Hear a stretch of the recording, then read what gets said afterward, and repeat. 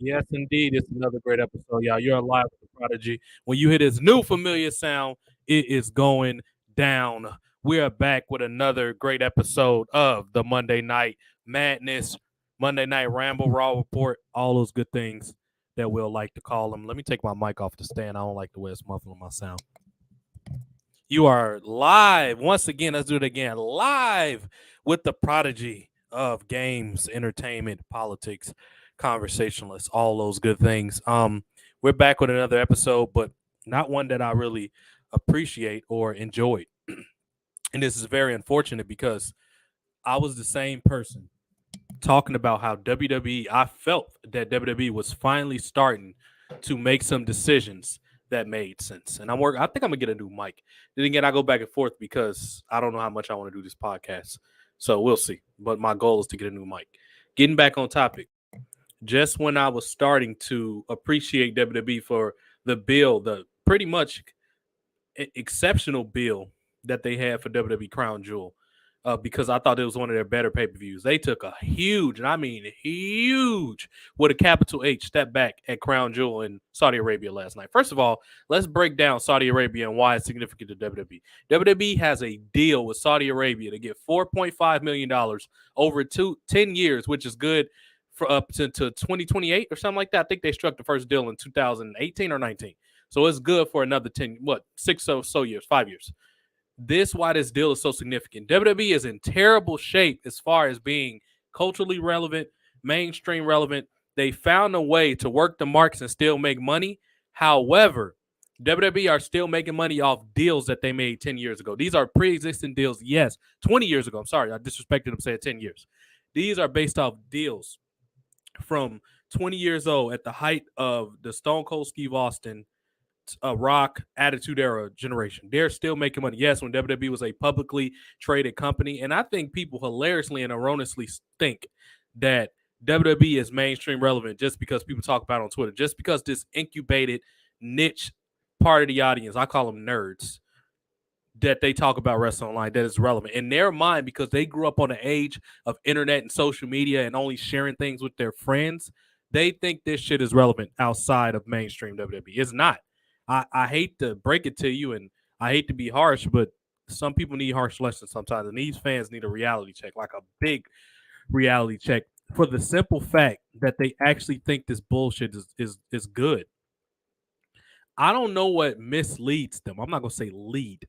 What misleads them to think that this is good? The only thing that I can attribute this to is the fact that WWE is going off what they want and hyping them up. And like I said, they live in this incubator. They live in this bubble of people thinking it's good just because it's discussed online. I mean, to me, I don't even know how that begins to make sense. But some type of way, these people found a way to make this shit make sense. They found a way to make nonsense make sense. I'll never understand how they did this or why they still even think it's great, but whatever helps them sleep at night. We'll be joined by my very esteemed guest host in the second, JoJo, Mr. B, 1986 on Twitter, the best non-famous correspondent for MMA news, updates, bets. Him and his great co-host, Mike Copenhaver. Yes, that name sounds familiar because his brother's name, War Machine. He's a convicted felon in prison right now, but he was also a good UFC fighter at one point. So he's told the story. It's not like I'm saying anything that he's not already aware of. He's publicly told the story several times on my podcast. So, with that said, it's just I don't love doing podcasts anymore. Not about wrestling, at least. I like to talk about when the TV show is good. I like it's the season of movie, current events in the world, shit like that. But I do not, by any circumstance, by any stretch of the imagination, just to enjoy discussing wrestling anymore. Why should I? Wrestling right now is so low ebb. It's so low tide. It's not even worth talking about anymore. I know people want to be believing. They want to view things through rose-colored glasses and all this shit. It's not good anymore. Excuse me. And the quicker people come to terms with, the happier they'll be as far as sports entertainment. UFC took what WWE did because they couldn't figure out for a while why they were a Bush League bullshit company. And JoJo just came. We're gonna bleed them in just a second. UFC took WWE's formula and made money off of it. UFC was a cockfight event before 2006. They became real big in like 06. And they took WWE's form and they're kicking their own ass because WWE refuses to get out of their own way. I don't know what it is, but they refuse. We're going to break it down, dissect it. Y'all know how me and BX Connect do it. Strong Island, we're going to bring him in and he's going to discuss. We're going to discuss. Maybe he has a different perspective than I do. So most of the time he does, but sometimes he sees what the fuck I'm talking about too. And with that said, WWE refuses to stay out his own way. We've discussed this several times. We did 2 or 3 shows talking about how Crown Jewel could be one of WWE's greatest pay-per-views in a very long time. They haven't had any in 2022. All these pay-per-views are either been terrible or just enough watchable. Just bullshit. And look at the thumbnail. I purposely made a lot of funny laughing emojis because we're going to bury the shit out of Triple H today. I already got a friends that build a whole channel based off there. What's up, DST? Long time no see, man. DST, he's probably enjoying football because DST probably think this shit sucks too. For a very long time, my friends have made fun of them. I got other friends that they make their channel based off burying the fuck out of Triple H. I have no interest in doing it, but I will bury him when he deserves to be buried. Because I got better shit to do than focus on. I loved wrestling for I would say 90% of my life. It has been bastardized, prostituted, and raped for the last fucking 5 years. And it's only getting worse. And I honestly think, and this is something I want to get JoJo's opinion on, I think 2022 is the year wrestling dies. I've been saying this for a while. I really honestly thought 2021 wrestling died, but I wanted to be fair because the pandemic was going on. The world wasn't completely back open. All these other factors that we cannot control. These were God-given. I get it. However, Triple H, he seems just intent on killing this company. Him, his wife, and their stupid regime seem intent on killing this company. And yesterday, it really frustrates me because they had so much potential. And there was a couple good things we'll talk about that happened at Crown Jewel. Not yesterday, Saturday. I'm sorry. I watched it yesterday, and it didn't take me long because it was terrible. It took me 45 minutes because I fast-forwarded the matches I didn't give a fuck about, and I only watched the stuff that was decent, and the rest pissed me off. I was like, yep, it's not even worth talking. Everybody that's in this, most of the people that's on this thumbnail, I'm going to talk positively about. Some of them are just up there for comedy. Without further ado, let's bring in BX Connect. He's still getting loaded up on his screen, so I'm pretty sure. My various he's here. My various hosts, Strong Island. We decided to go early today because I got a few more things to do on Twitch later. And just why not? You know, we haven't went this early in a while. Let's just say it happens. If it stays popular, we'll see. We might keep it around this time. It all only time still. Without further ado, BX Connect, Strong Island, man. What's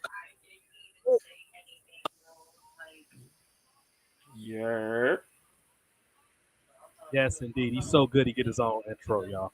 We are doing good. And as I always ask, this is starting next week, but I'm going to do it from now on because he said he can hear it this week. Hopefully he can hear it this week. I'm going to ask him as always. Did you hear it that time, son, or no? Nah. Oh, Vince says, what up, G? What up, G? That's what I'm going to say when I say to JoJo. Raw is happening as we speak. We'll go through it as we go on the podcast. I'm not sure. We'll see if it's even anything worth talking about. I wouldn't be surprised if it wasn't. JoJo, man, I watched Crown Stool. I'm going to call it Crown Stool because it was shit yesterday, and I was so disappointed. Maybe JoJo got a good reaction out of this. Before we bury, because this is most going to be a burial from my perspective, let's start off with the good stuff. It wasn't much, but let's start off. You talking about, first of all, WWE finally listened to what the fuck I told them to do. Jake Paul needs to be in WWE, like full-time, not part-time. Well, I don't know if his other outside endeavors in his schedule allows him to be full-time. You need to get him as much as you can. He's the true hero of Paul. Logan Paul makes a good run at it, and don't get me wrong, he's very good. However, Jake Paul is a completely different story. He's an asshole. He knows people don't like him. He knows how to upset people. He knows how to sell tickets. A lot of his fights are sold just off the fact that he know people are going to pay no matter what. They can say all they want. Oh, yeah, this is rigged. This is all about money. It's an exhibition. He know they're going to continue to buy his fights. That's called a good showman. Mayweather did this shit for like 15 years. He picked his fights. He did it on his turn. We know if he would have fought Manny Pacquiao in 2009, he likely would have lost. This man decided to say he slapped his wife. He went to jail over fighting fucking Manny Pacquiao. Now, that's just what I think. Maybe it was just pure coincidence that he went to jail. However, that man he knew Pacquiao would have gave him a run. That probably would have been his first and only loss against Manny Pacquiao. JoJo knows way more about boxing than me, so he could put a lot more into it than that. But my point is, Jake Paul and Logan Paul's performance in this, we knew more than likely Logan Paul wasn't going to leave with this belt. They're building up to WrestleMania that it's a good chance that The Rock is going to throw on Roman Reigns. I heard other names, possibly Cody Rhodes. I hope that doesn't happen. but I'm hearing rumblings about that. We knew Paul likely wasn't leaving with this belt. However, he showed up and showed out. He proved old school and purists like Jim Cornette and all these people that a guy, an entertainer, or outsider from the wrestling business can draw money. The Saudi prince wanted this motherfucker there. That's why Jake Paul was there. I'm pretty sure WWE had less to do with Jake Paul to being there than the Saudi prince because they actually like these big draws because Saudi don't want to be looked at as the backwards ass company or country at this point. So they're trying to get these big names and all these people here. JoJo, I'm pretty sure you watch this with much more appreciation than me. What say you about this Jake Paul, Logan Paul? What a fucking performance, dude. What did you think, though? Yo, you pretty much said it everything, man. I mean, yo, what more good things could you say about Logan Paul? Logan Paul was made for this. The addition of Jake Paul being there, man, yo, I don't know what else to say. I'm looking at this thing. I'm like, there's no way Logan is in this match in Saudi Arabia against Roman Reigns. And there was not one flat moment throughout this match. Right. They were just cheering and booing and just going crazy, man. Like Logan Paul did a buckshot lariat. Hangman Page's finisher. Yep. He did that move and it looked better than Hangman Page. Come on, dude. You know, I was sitting here watching this and I'm like, ain't no way he looks this good in this match. Right. But he did. He sold Roman's moves perfectly as Roman being the powerhouse. Yep. Logan got power too, but you know what I mean? He had to offset it a little bit because, you know, well, not really offset it. Yeah, you know what I mean? But he showed his little, because his high school, college wrestling background in there a little bit. Yep. Then he did all those moves. He had his own little Superman punch. Mm-hmm. He was trying to throw the super kick. Man, then he took we got to talk about the selfie spot. Man did a TikTok video while hitting a frog splash. Come on, dude. And he landed with the phone in his head still. Yes. Oh, my God. Some people are just born to do great things, and this guy was born to be an entertainer, man. He just was. Yeah. You know the irony, JoJo? Prior to this celebrity being in a great match, and he had a great program with Miz, and I don't know why that went as short as it did, but he already started off with Miz doing good. Prior to this, everybody was talking about how great Bad Bunny was, and he was during the pandemic of 20, WrestleMania 36 and all that. He was great, but dude, with all due respect to Bad Bunny, he got surpassed last night by Logan Paul, or Saturday night by Logan Paul. Yeah, it's just it was awesome, man. And then there was something that's even crazier. We hear now Logan Paul had the knee injury. Yep. He had the ACL, I think, and the MCL tear. Yep. And that was within 10 minutes of the match. Right. So he jumped off the turnbuckle into the table with the tear. He did all these other moves, the blockbuster and all that, with the tear. Mm-hmm. Dude. Crazy. What? Man. A lot of wrestlers today would say, oh, he can't work. Like, who was that say he don't have no business being? Who was that? For a while, Meltzer had to change his opinion because Meltzer was talking shit. And somebody else, I cannot think, was another wrestling media person. Now, he don't have no business in the ring. So all y'all can eat one. You know what I'm talking about? Every single one of y'all need to stick it because he proved to you motherfuckers, Cornette and everybody that thinks like him, that an entertainer can be a great wrestler. This business is about being a great athlete and entertainer. You don't have to learn one fucking wrestling spot, not a wrist lock, not a fucking snapmare. If you're a great entertainer, you could put on good matches. Another person who I think don't get enough credit, this is kind of not related to Crown Jewel, but I've been meaning to tweet this for days, who needs to be back on TV. A man that was a great athlete, a Kansas basketball player, and also a WWE character and personality, Jonathan Coachman. Why the fuck is he not in WWE? This man had great matches with fucking Chris Benoit and Tajiri. How many people can say they did that? He was a fucking on-screen personality, and he had dude JoJo. Do you remember when he had matches with Benoit and Tajiri? Fucking Yeah. Jonathan Coachman, dude. Yeah. And he had a cool ass theme song that Goody Mob made. I think it was Goody Mob. So I know it was a rap group from Atlanta. That hard hitting song. That song was fucking cold. You telling me you got fucking, and maybe JoJo can tell me the accolades of Adam Pearce. I don't fucking get it with this dude. You got fucking Adam Pearce as your on-screen example. I know Regal's not available because he's cucking in AEW right now. You got fucking Adam Pearce as your on-screen. Nobody knows a damn thing. I know he was in Ring of Honor and he had a belt and all that. Why the fuck don't y'all explain that to people so they can know who he is? You got this NPC ass character, Adam Pearce, on your TV when fucking Jonathan Coachman can be the. First of all, Coachman gets heat. First of all, what you're supposed to. Most general managers are usually best when they're casted as fucking heels. Why is Jonathan Coachman not an on-screen? He should be the adversary to Triple H. Triple H is Papa H and all this stuff, right? Why not bring in a heel and say, you know what? I'm representing Vince McMahon. Vince McMahon might be gone, but Jonathan Coachman, do you know what type of heat you will get fucking doing that? Why is this so hard for y'all to do this? Like it helps. And guess what? When it's time for him to get his ass whooped, guess who knows how to bump? A former athlete named Jonathan Coachman. He knows how to fucking bump. He's done it before. You got Adam Pearce. This motherfucker's not the best thing that happened to this ball boring fuck is getting F5 by Brock Lesnar. That's the best fucking thing he's ever done. Other than that, he's useless at his job. We supposed to know that you had a fucking classic match with Nigel McGuinness. Who the fuck remembers that? And why don't y'all mention that WWE? What the fuck is wrong with y'all, dude? But anyway, I don't get it, man. You know what's even crazier? Adam Pearce was an NWA champion. They don't even mention that shit. Right. You're the second biggest wrestling company in history. You don't mention that. You gotta. I don't know. What is wrong? I don't know. Let's talk about the second idiotic decision they made yesterday. And JoJo, maybe you know something that I don't know. Alexa Bliss and Asuka, 6 days after winning the World's Tag Team Women's Championship, lost the titles to a group that everybody said, bro, this shit's not working. Even the fucking nerds I see on Twitter, the hardcore YWC, they're starting to say this shit doesn't make any sense.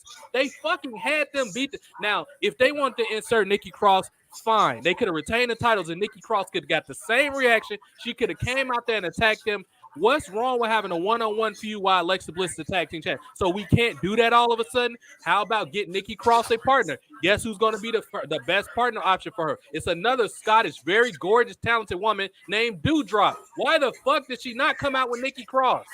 You could have had a tag team feud for a while. Nikki Cross and Doudrop against Alexa Bliss and Asuka. Does that not make sense, JoJo? Yeah, it makes sense. I guess they're splitting them up. I guess Nikki will be on Raw, Doudrop will be on SmackDown, I guess, maybe. Mm-hmm. But like you said, that grinded my gears. That was one of the biggest letdowns of that whole Crown Jewel card, honest to God. The fact that this match happened, it was on point, then it slowed down, then it got back up. But then we had the interference from Bayley. I think Bayley came in and tried to interfere. And then it was Nikki Cross who came in and interfered. Like, all right, this is overbooking at its finest. Like, what are we doing? All we have is this tag match. Like, there's no need for all this stuff. Right. Like, bro, it's a tag match. We already know Damage Control going to keep interfering. Like, why we gotta have it interference? Just have them wrestle a match. Right. Don't put no interference. Right. That's what the weekly Raw TV shows and SmackDown are for. You build it up, and then you have the actual fucking match at the pay-per-view. See, this is what problems when you fucking idiots don't have people like an editor, like a Vince Russo or a fucking Paul Heyman who knows how to edit segments and say, know what, Triple H, don't put that on the pay-per-view or don't put that on Raw because we'll need that for the pay-per-view in 4 to 6 weeks. You need a fucking editor that checks all this stuff. Yeah. You know why you do this dumb shit? Because you don't know how to create and you don't know how to fucking write, Triple H. I don't care what all these writers that won't backstage passes say to you. I'm not going to ever say that you do a good job because you fucking don't. Fucking Dude, when you're worse than fucking Scott D'Amore in Impact, I'm going to go on record and say this right now. Scott D'Amore, I don't like his booking style, but at least he has creative ideas.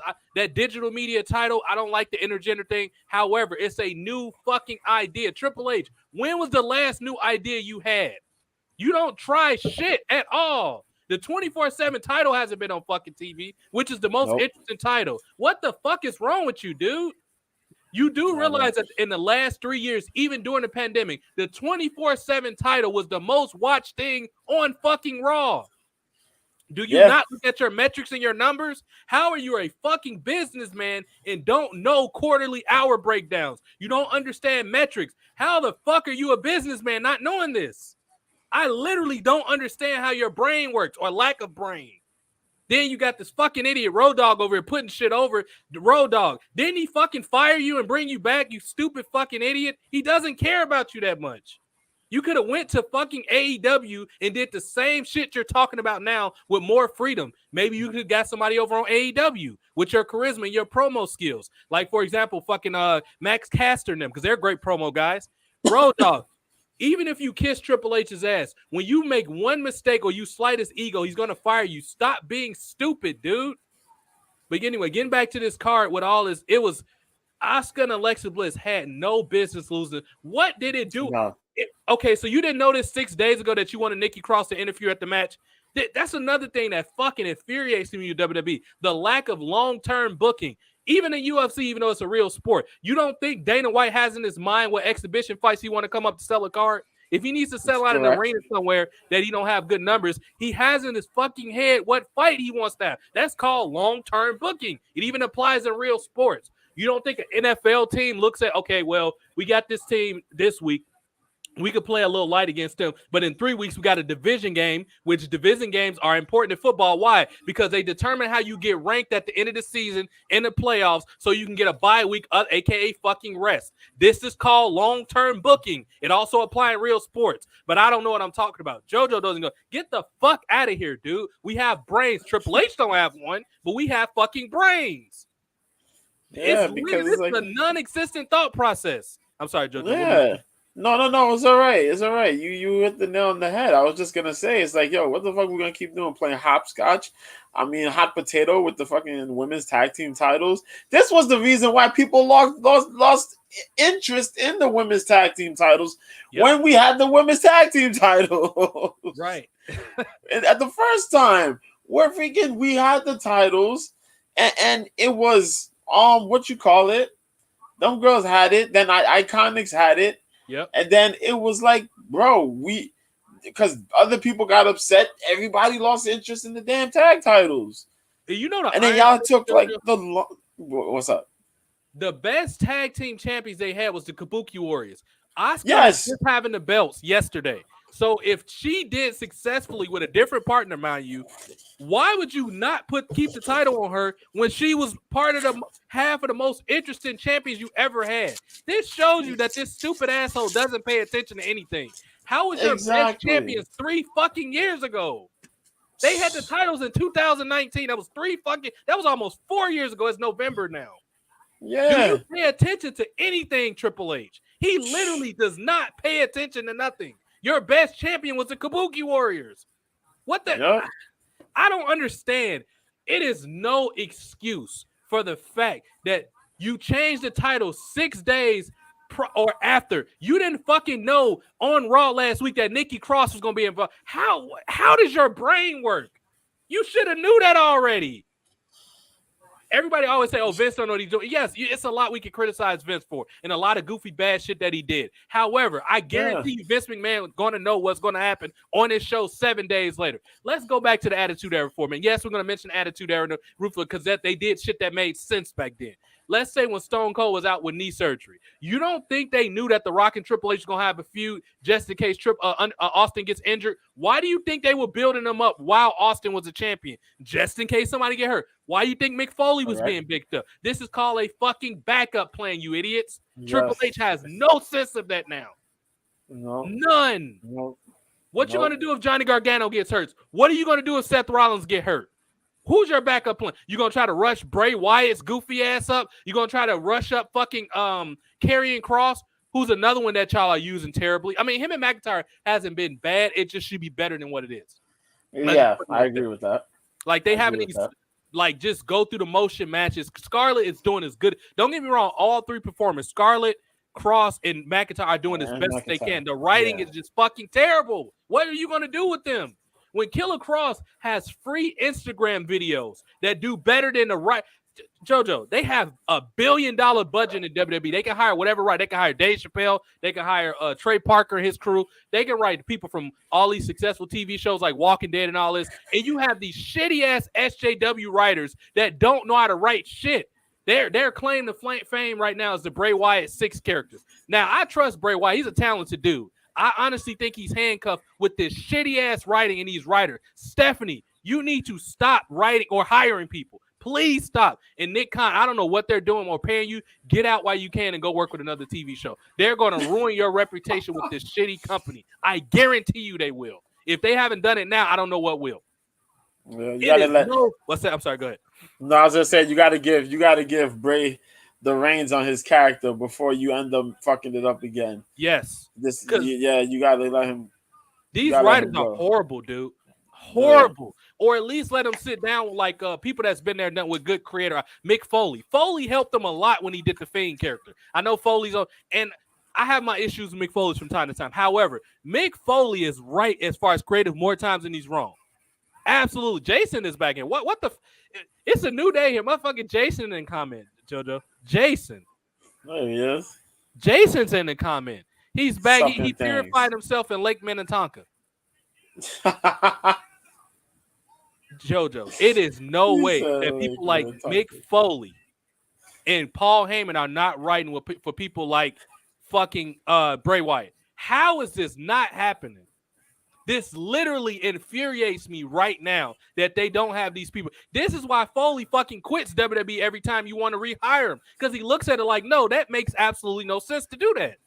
Like when Vince was screaming in his ear, he was like, if you can do it better than me, come out here and do commentary. Other than that, shut the fuck up and let me do. I've sold New York bestsellers books. You're going to tell me how to use words? Get the fuck out of here with that.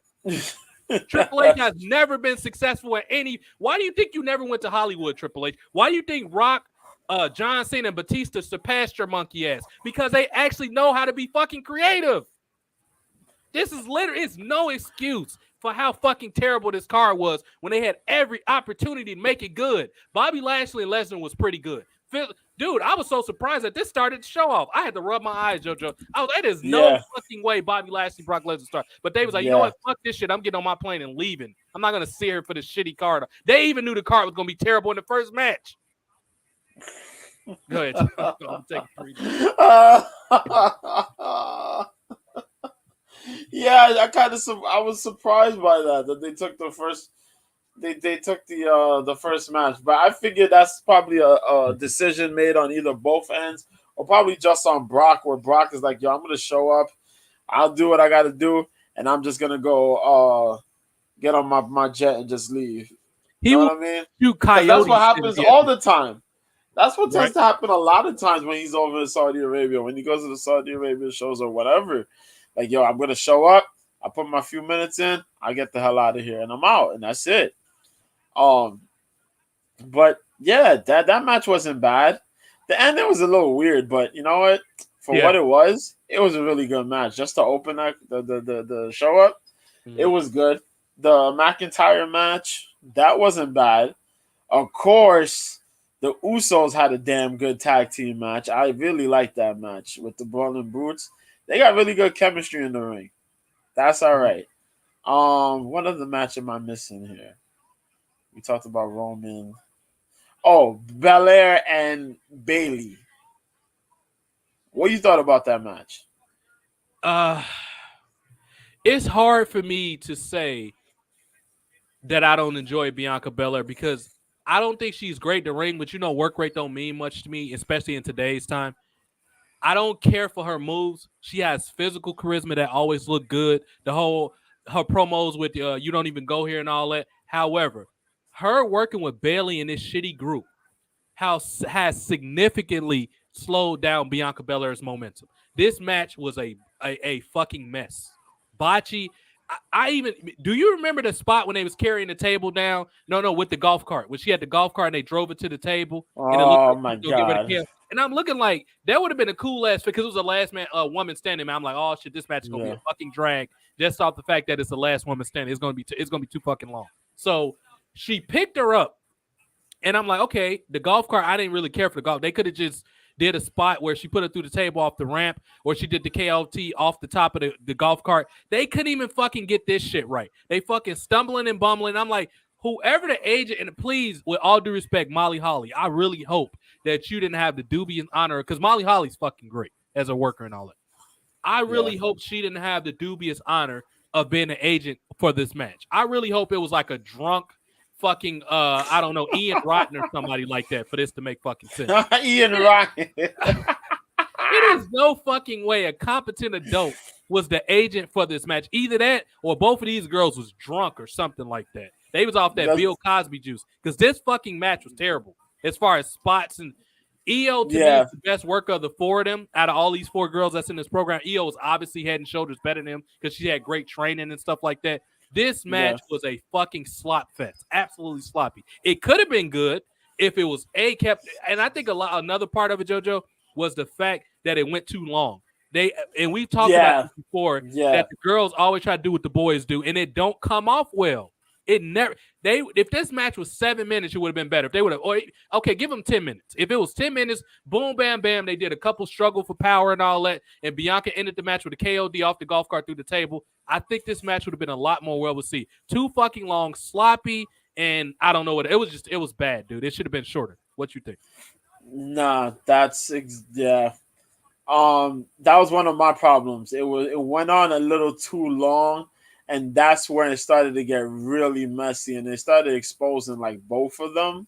Mm-hmm.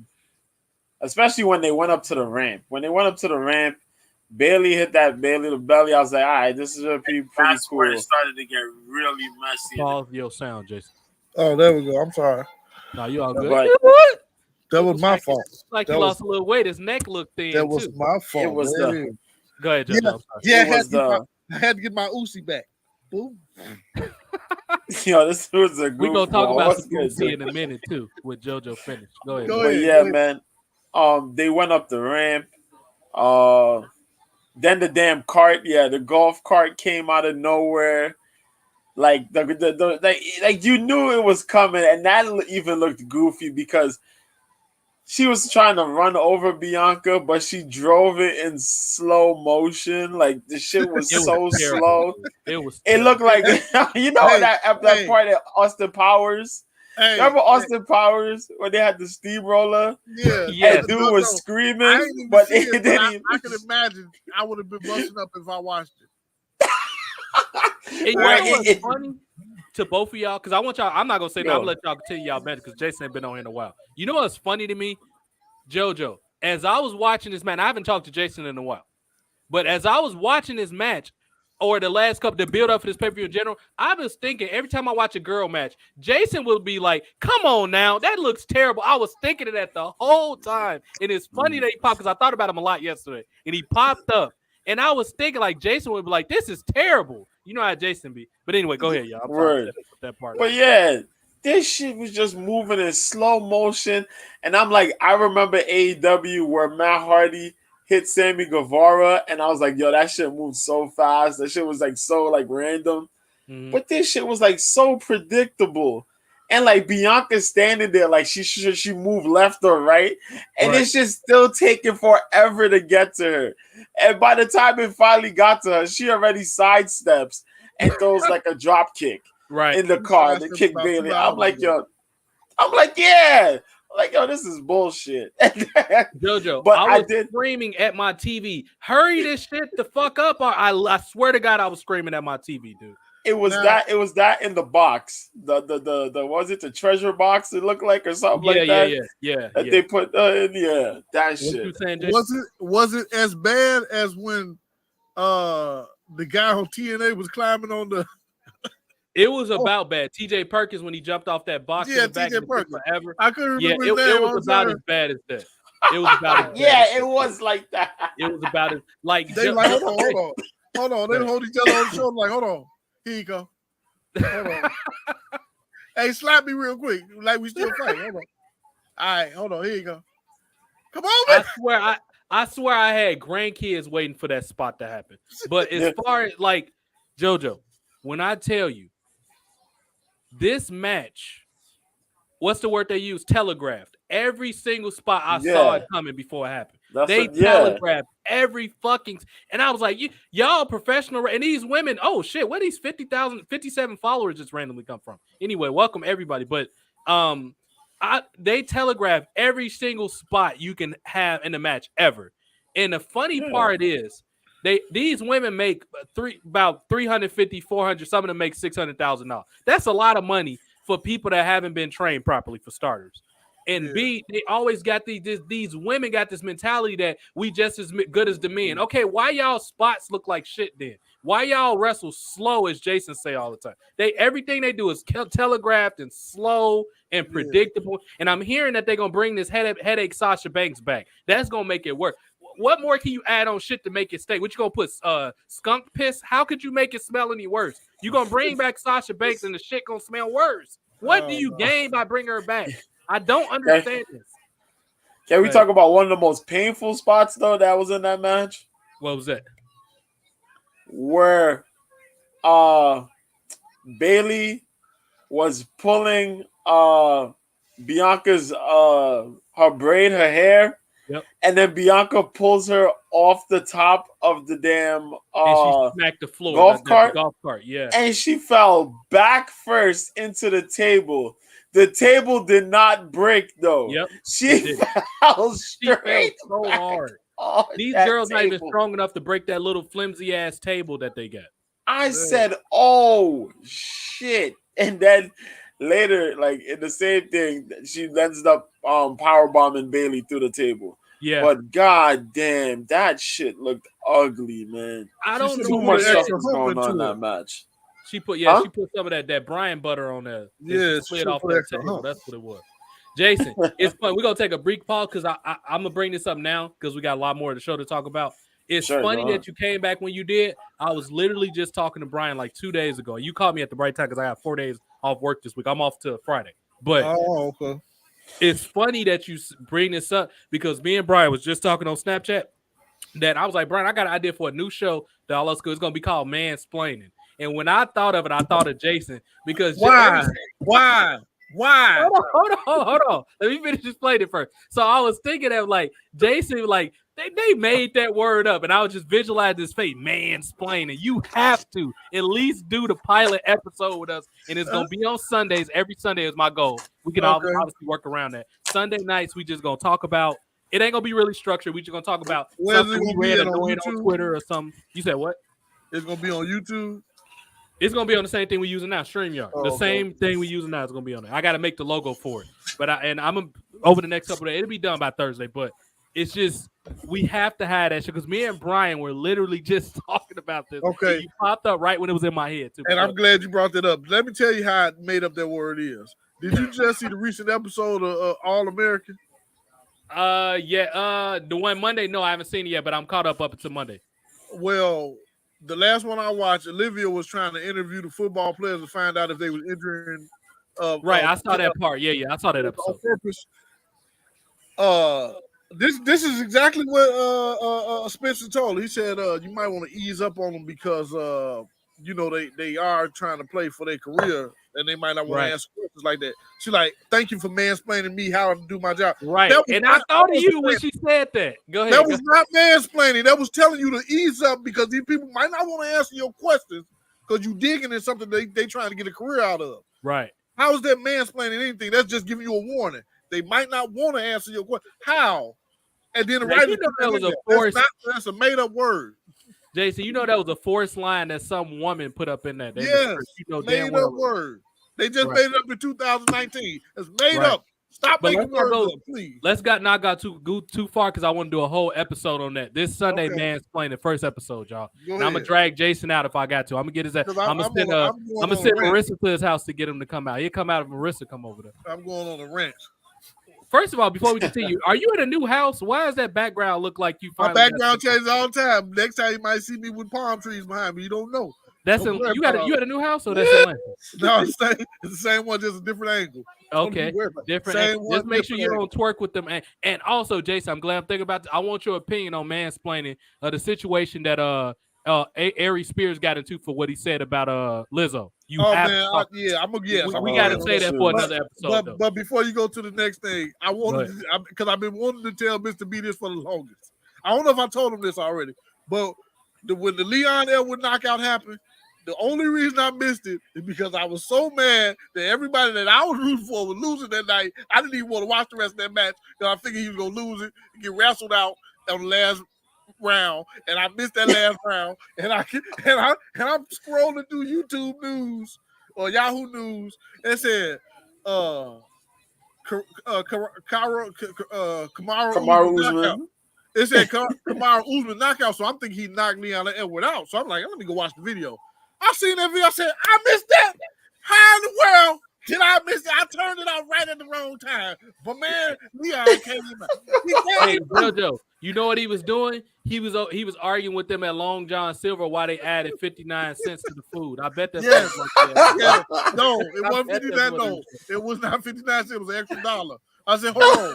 Last week it was $6.99. How y'all get to $7.99? Please explain it. Right. Y'all need to know.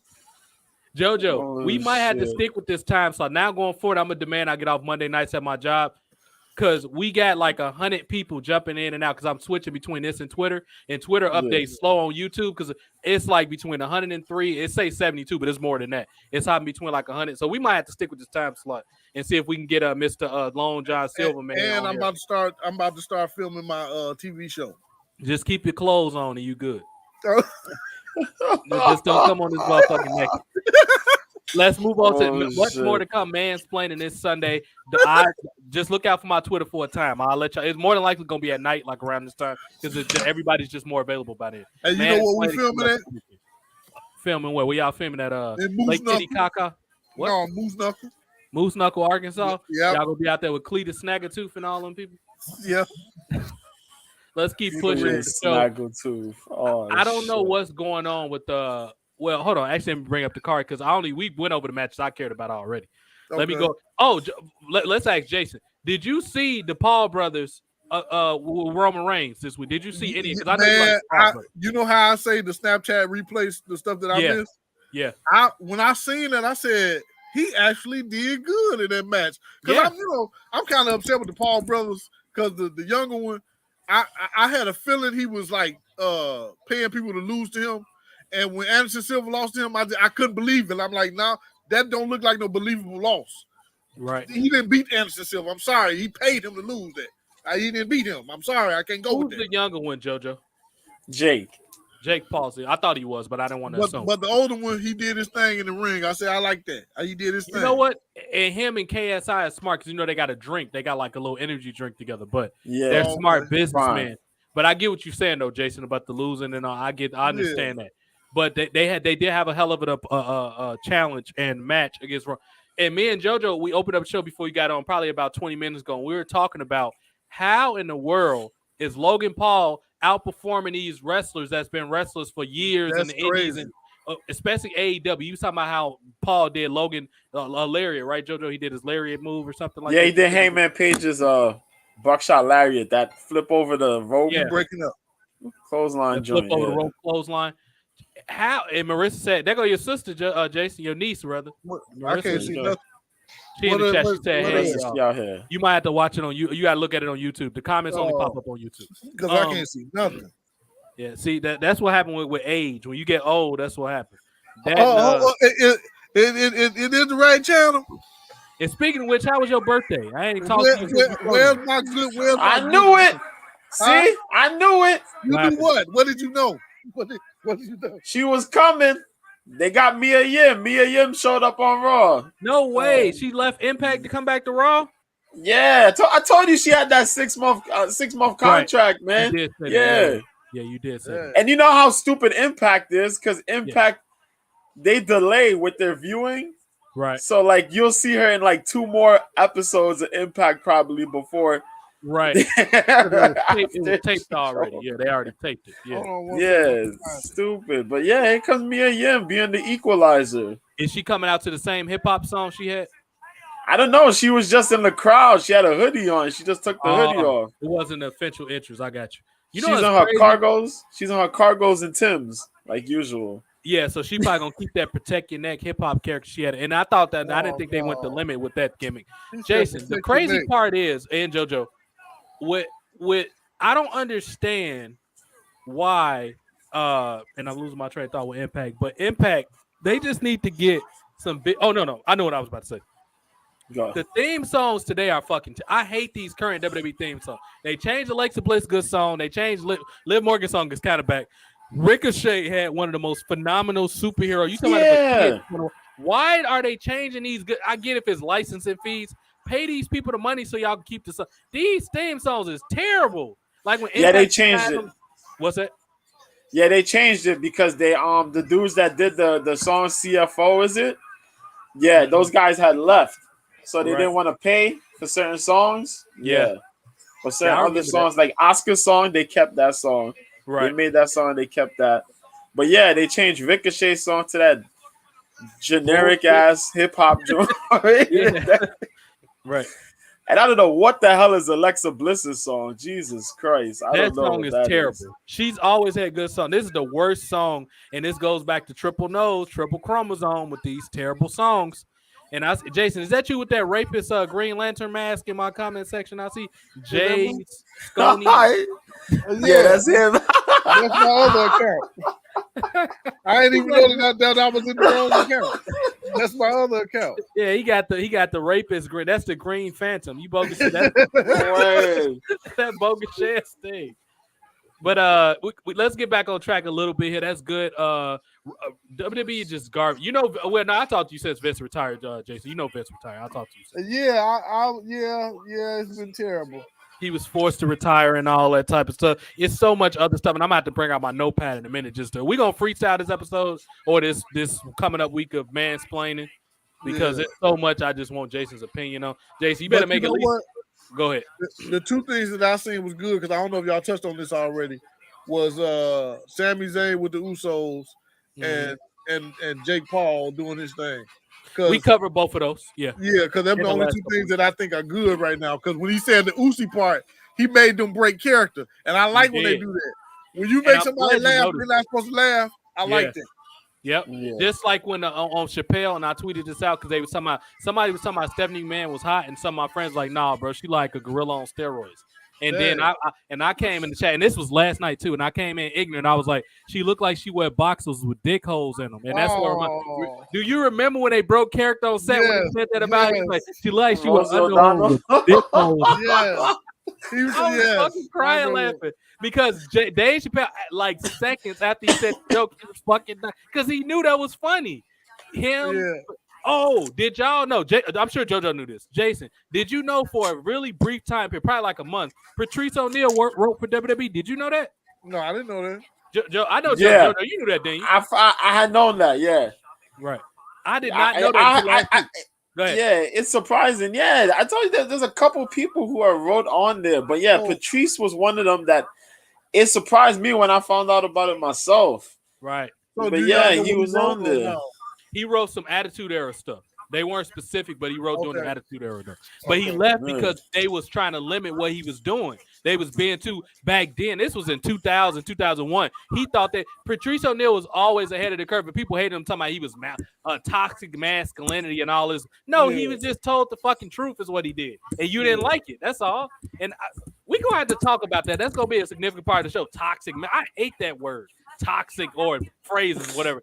Toxic. What the fuck is toxic? That is the most made up garbage of toxic. Okay, so this is one thing I'm gonna say about we're gonna move on wrestling. Okay, so toxic masculinity for anybody that think that if somebody break in your house right now, you gonna call a male, your uncle, your nephew, your brother, your dad. You are not gonna take down that assailant by yourself. So get up out of here with that toxic masculinity. I don't want to hear none of that bull crap. That is the stupidest crap I ever heard in my life. If somebody breaks in JoJo's house right now and he got women living with him, who you think gonna take care of that? JoJo or somebody else? If somebody breaking Jason's house right now when he has a little daughter, who you think gonna take? If somebody breaking my house right now, who you think gonna do it? Get out of here with that garbage. Toxic masculinity.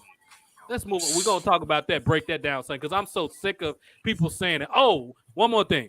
Do you know in San Diego, and I got friends from San Diego that do podcasts too, technical work rate, they do it. Jason, and I literally did this today when I woke up. I put it on I'm going to send it to you and JoJo after we finish with this. They have a lady dressed as a penis-like costume. You know how you got like a mascot? She dressed as a penis costume thing. And her name is Paul the Penis. And she talking to kindergartners in a classroom in San Diego, talking about this is the future. I was so mad when I had to go out and get some fresh air. I was so mad when I saw this garbage when I woke up this morning. Paul the Penis. I'm going to send you the article because I got it saved in my computer. Paul the goddamn Penis. And they was talking, these kids could have been no more than like fucking 6, and they was teaching these kids this crap. And I was so mad when I saw that. Like literally, I was red mad. Like, this is what we go. This is why my kids not. When I finally had kids, this is why they're not going to public school. This is why, because of crap like this. Call it toxic masculinity. You can kiss my ass if you call it toxic masculinity. My kid's not going to be read to by tranny drag queen witches. That's not going to happen. Sorry, it's not going to happen. But anyway, now let's talk about a big man match. Strowman, JoJo, and Amos. It was a bit slow, and honestly, I'm surprised that WWE did this before WrestleMania season. Amos and Strowman. Now, before I get JoJo's opinion on this, I want to speak because I'm sure it's going to be something good. Jason, Braun Strowman has returned to WWE. You missed a couple of returns, probably. Well, no, you probably didn't. I seen his return on the Snapchat thing. Him, Bray Wyatt is back. Emma is back. Who else back, JoJo? Yeah, Braun Strowman's back. Emma's back. Who's it? Dexter Lumis. Yeah. Lumis? Right, he knows Johnny Gargano's back. Hit Row. Yeah, Hit Row. Legado del Fantasma's on the main roster now. Yep. Who else is there? I'm trying to remember. That might be the most important people that's came. Yeah, the club. The club too. Yeah, the club. Yeah, Gallows and Anderson. Yeah. Yep. Yeah. What do you think about the almost Strowman thing? I'm a bit surprised, JoJo, that it happened before WrestleMania season. That's just me. But I mean, maybe the Saudi people specifically wanted it because it's two big dudes going to each other, both of them money and all that. Kevin Nash and Undertaker endorsed Omos, specifically Kevin Nash. He trained Omos. I still got my issues with Omos, but he's getting better. But yeah, what did you think? Him and Strowman had a big man match in Saudi Arabia. What did you think of that match? That was a good big man match. Right. Clap it up for Omos because Omos actually looked good in this one. Yeah, Omos did not look busted. He totally erased his Money in the Bank performance. Right. Yeah, I really liked it. Yeah.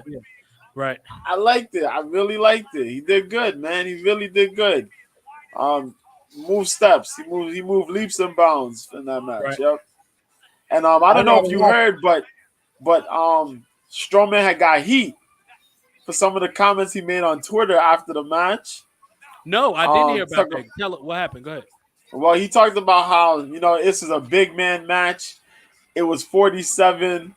Was it 47.5? 47.5 stars. He said some shit like that along the line. Right. Yeah. And it was way better than the flippy floppy stuff like that. He was going back attacking the indie people. Right. And then Mustafa Ali came on and said, "Oh, teach me how to get fired." And then he said something to Mustafa Ali on the way. He's like, "Yo, come on, right? Man." Yeah. Nah, he said something along the lines of, "Oh, yeah, I give you guys your respect, whatever, but we're all here doing things together." Will Ospreay commented on it. He said something to Will Ospreay, and then he kind of like all dinged over. But then people were coming at Mustafa Ali and saying, "How you gonna talk about getting fired when you wanted to get released?" Right. And not only that, Mustafa Ali, JoJo. I'm sorry, not JoJo. Jason. He's from the suburbs of Chicago. He used to be a police officer here in the suburb, like Oak Forest or something. He's from here. This is my issue with him, though. First of all, Mustafa Ali, you can't get over no matter what gimmick they gave you your own group. And Jason remembers this. Jason, remember he had that group when they were sitting there talking about go home. They had that Antifa group. Yeah. You can't you're terrible at your job. And it's not because you're a cruiserweight. There's a lot of talented cruiserweight. Rey Mysterio, Sami Zayn,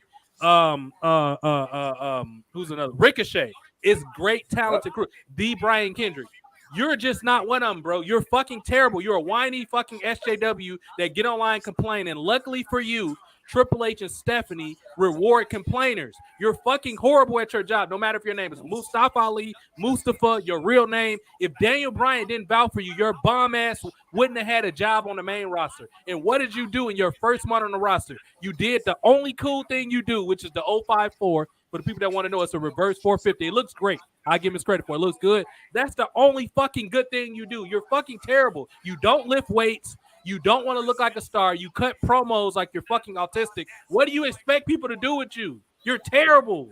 Then you get on the line and fucking complain all day. Fuck you, dude. You should be lucky you have a job. Jason, with no training, will get on a microphone and devour your monkey ass because he actually knows how to be interesting. JoJo would do the same thing, and he will whip your ass in a real good fight. And don't get me started with you. I wouldn't take you serious. I would spit in your face because you're fucking terrible. Get the fuck out of here, dude. Hey, hold on. Entitled ass motherfuckers complaining all the time. Go ahead, Jason. Hold on. It wouldn't just be no one-on-one. We all will jump on them. Y'all take our licks on. Right. Hey, why y'all sissy slap? I feel like I'm abusing people. It'd be a sissy slap, Jason. Oh, man. Hey, while y'all stumping them, I'm gonna be on the mic like Booker T was when he was commentating his own fight. Like Booker T picks him up. When JoJo finished with him, it wouldn't be nothing for me to pick apart. I just laugh on him. Like it's nothing to do. Like JoJo, JoJo, you got your White Castle burger. Get him. Right. You full of shit, Jason.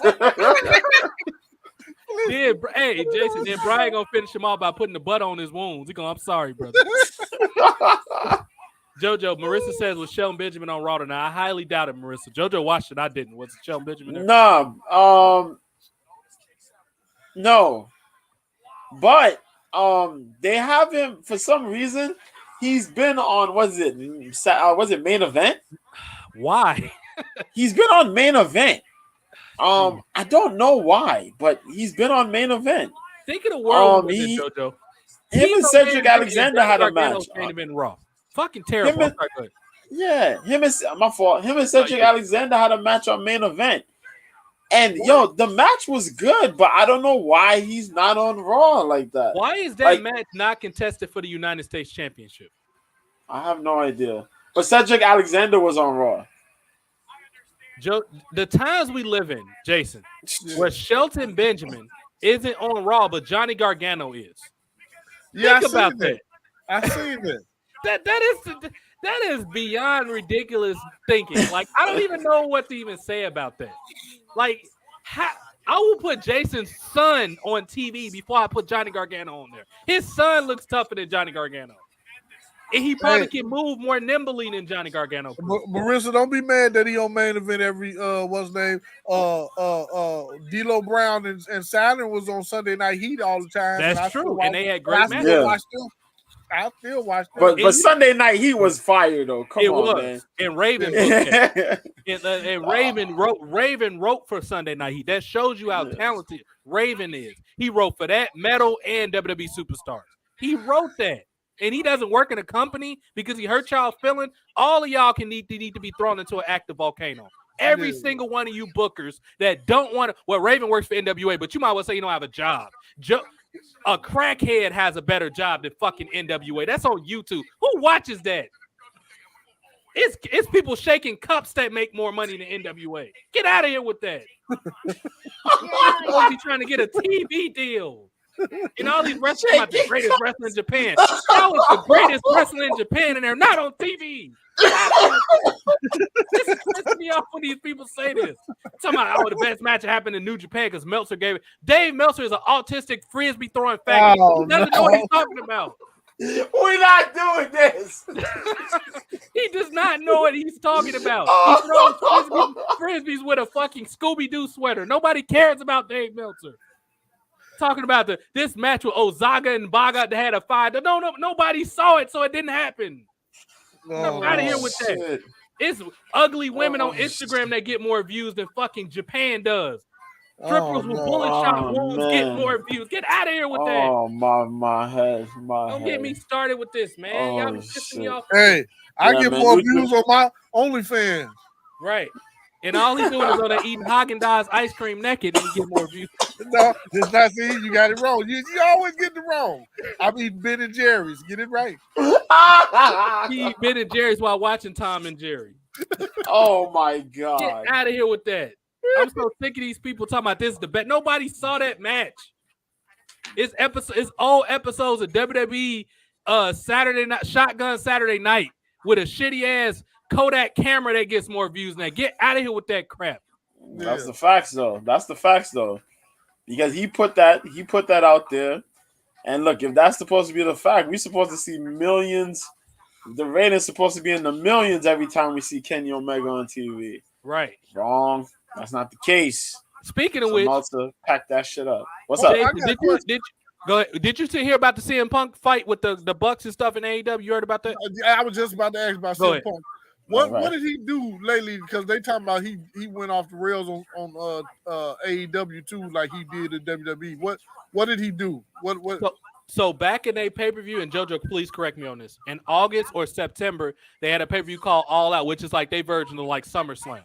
After the pay-per-view, they had a media, what they call a scrum, which was a press conference basically, and they was talking about, and basically CM Punk broke character and was talking about how the Young Bucks and all, they the executives of AEW along with the owner Tony Khan, they the executives, and CM Punk was talking about how they didn't have no business running a Target, let alone a wrestling show, and they're all unprofessional and they don't know how to sell tickets, and they got mad after the press conference, and Tony Khan got a lot of heat because he didn't cut Punk's mic when he was talking about insider terms and all this type of stuff, and the Bucks took offense to it and Kenny Omega, and they got into a fight. Well, it was really a sissy slap. I'm pretty sure it was like Friday night sissy fights from the Chappelle show. I didn't see it. Who was fighting?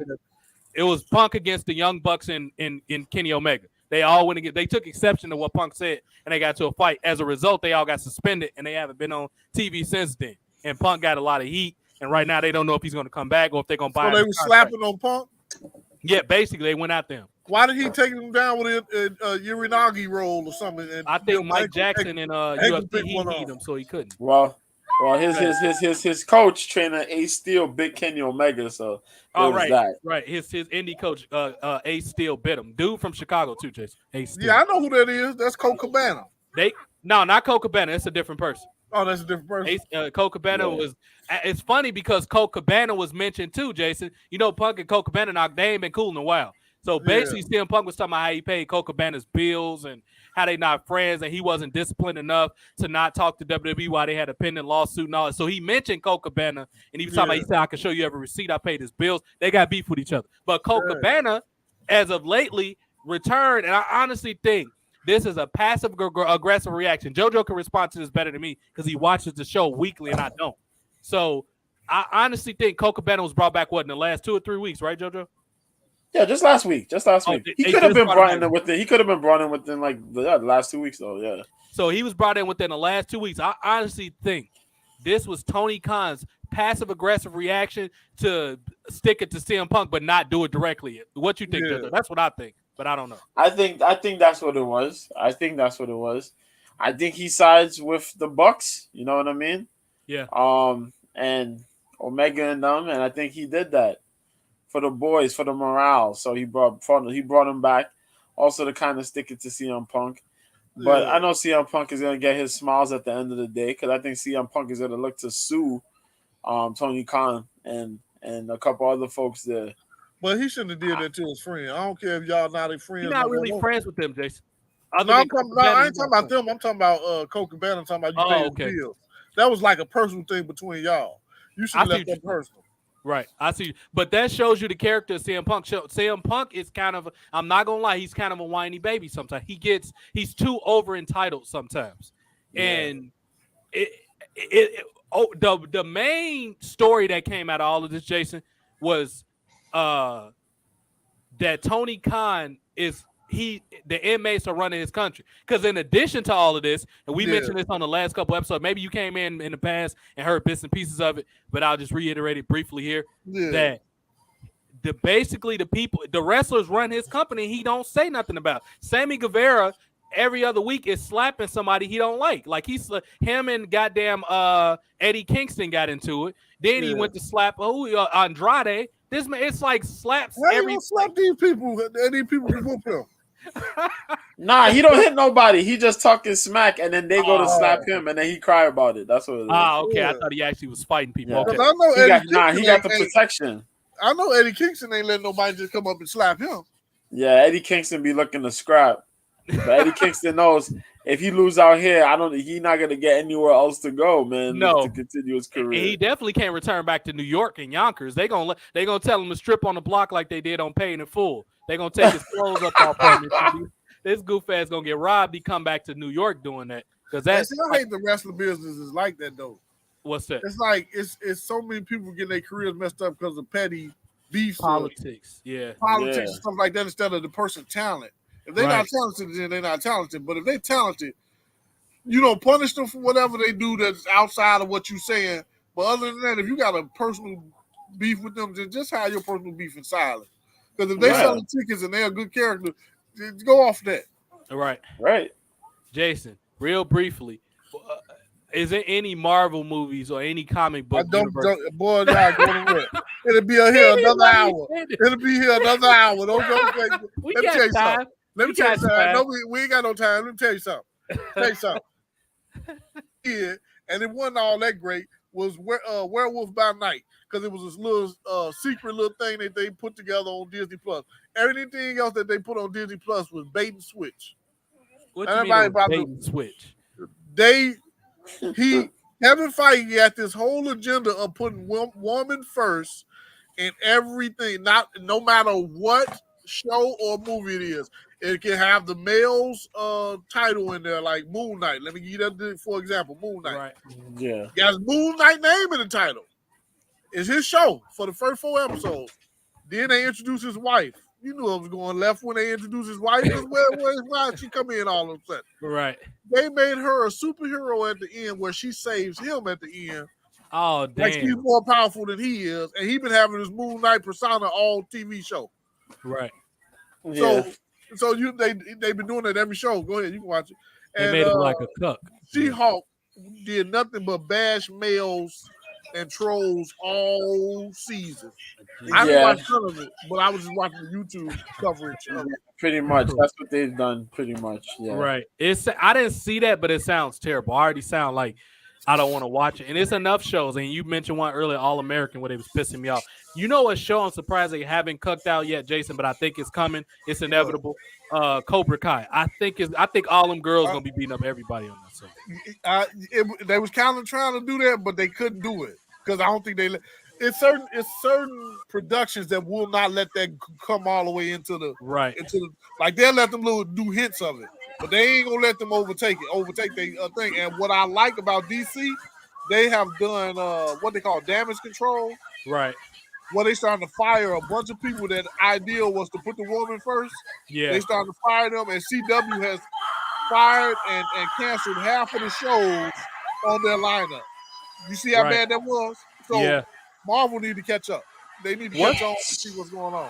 They do, but I think that Disney made them cucky. You know, Disney got all of them that cuck stuff. So, but Disney to me did the dumbest thing you could do. You had $2 billion properties, and you wanted to cuckify them and make $1 million properties. You talking about Star Wars and Avengers? Yes, you had $2 billion properties that would have just made money if you just did it the right way. Just copy the comic book and put it out. Boom. Yeah. You ain't got to tweak nothing. Just copy the comic book and put it out. You know what's funny about that? And I'm gonna bring JoJo back in. The funny thing about that is, Jason, is what was I just? Oh, yeah. What's dude name that played Superman in the DC universe? What's his name? The actor. What's his name? Henry Cavill. You know he just quit the last project he was working on because they tried to disrespect the Superman lore and background. He said, "This don't got nothing to do with Superman. I'm not about to do this," and he walked off and quit. Did you hear about that? Henry Cavill. No, he came. They hired him back. He came back. Did they? Oh, okay. At least they did. Yeah, but I seen that interview where he said that they were trying to change the lore, and he said he's not gonna stay on no project like that. But he's Superman again.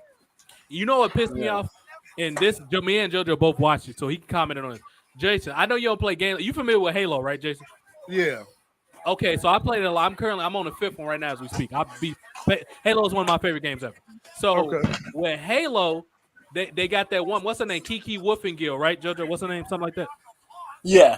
Okay, so they got this lady. Don't get me wrong, she's not horrible because I heard she helped write the script for Halo 4 and 5, and they both are pretty good. Now, so all the Halo fans that's upset about, Master Chief is talking, did you think he was not going to talk over several games? He's just not going to be a fucking sci-fi robot forever. He's a fucking human being in a fucking android costume. Yeah. Of course, he's going to talk after a while. And the material is pretty good. They, he walks around with this AI named Katana. She's his communication module or whatever. So he walks around. Of course, he gonna get passion for her when the Covenant and the Prometheus was trying to kill her and all that. They grew up together after. Even if you don't like somebody, just because of human nature, you gonna get adapted to them after a while when you spend a certain amount of time with a person, or when y'all go through tragic events together. That brings you together. Your person. It's called life. It happens. Yeah. So everybody was, man, he's talking up. Fuck all that, dude. Halo Guardians was pretty good. Like, if I was just going off what people said, they would have been bad. It had. First of all, it was the first game with 60 frames per second.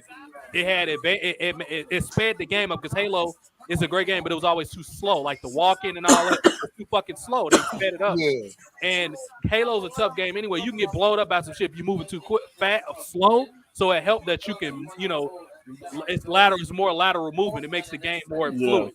So they had a lot of stuff that they added to the game and all that. And then Kiki Wolfengill wasn't that bad because she wrote the script for Halo 4 and 5. But, as Matt Riddle will say, this is what she fucked up at. The Halo TV series that fucking Paramount put out. And y'all did pretty good with Picard, the Star Trek original series. I actually enjoyed that. I watched a decent amount of the first season. And I'm going to continue to watch it. But they did good with that. But Halo, I swear, I want y'all to be thrown out of a helicopter screaming because y'all fucked this show up. First of all, they had Master Chief, who's played by a great actor. He's played by Liev Schreiber, who was in Ray Donovan. He did a great job as Ray Donovan. Sir. His brother, being played by his brother. That's who Master Chief, the main character from Halo, is being played by. They had him sleep with an underage girl and take his helmet off. He's never fucking taken his helmet off without explanation. I swear to God, they pissed me off so bad with that. And then they had this Asian girl. I forget what her name is. Most of the show focused on this girl, just like Jason. Did you see that Resident Evil Netflix show? I know you saw that crap. I didn't watch it because you know what I stopped doing? I stopped watching the show first. What I go directly to is YouTube, and they tell me if something's cuckified before I watch it or not. And they said that the new Resident Evil spinoff was just to make these two women shine in the show.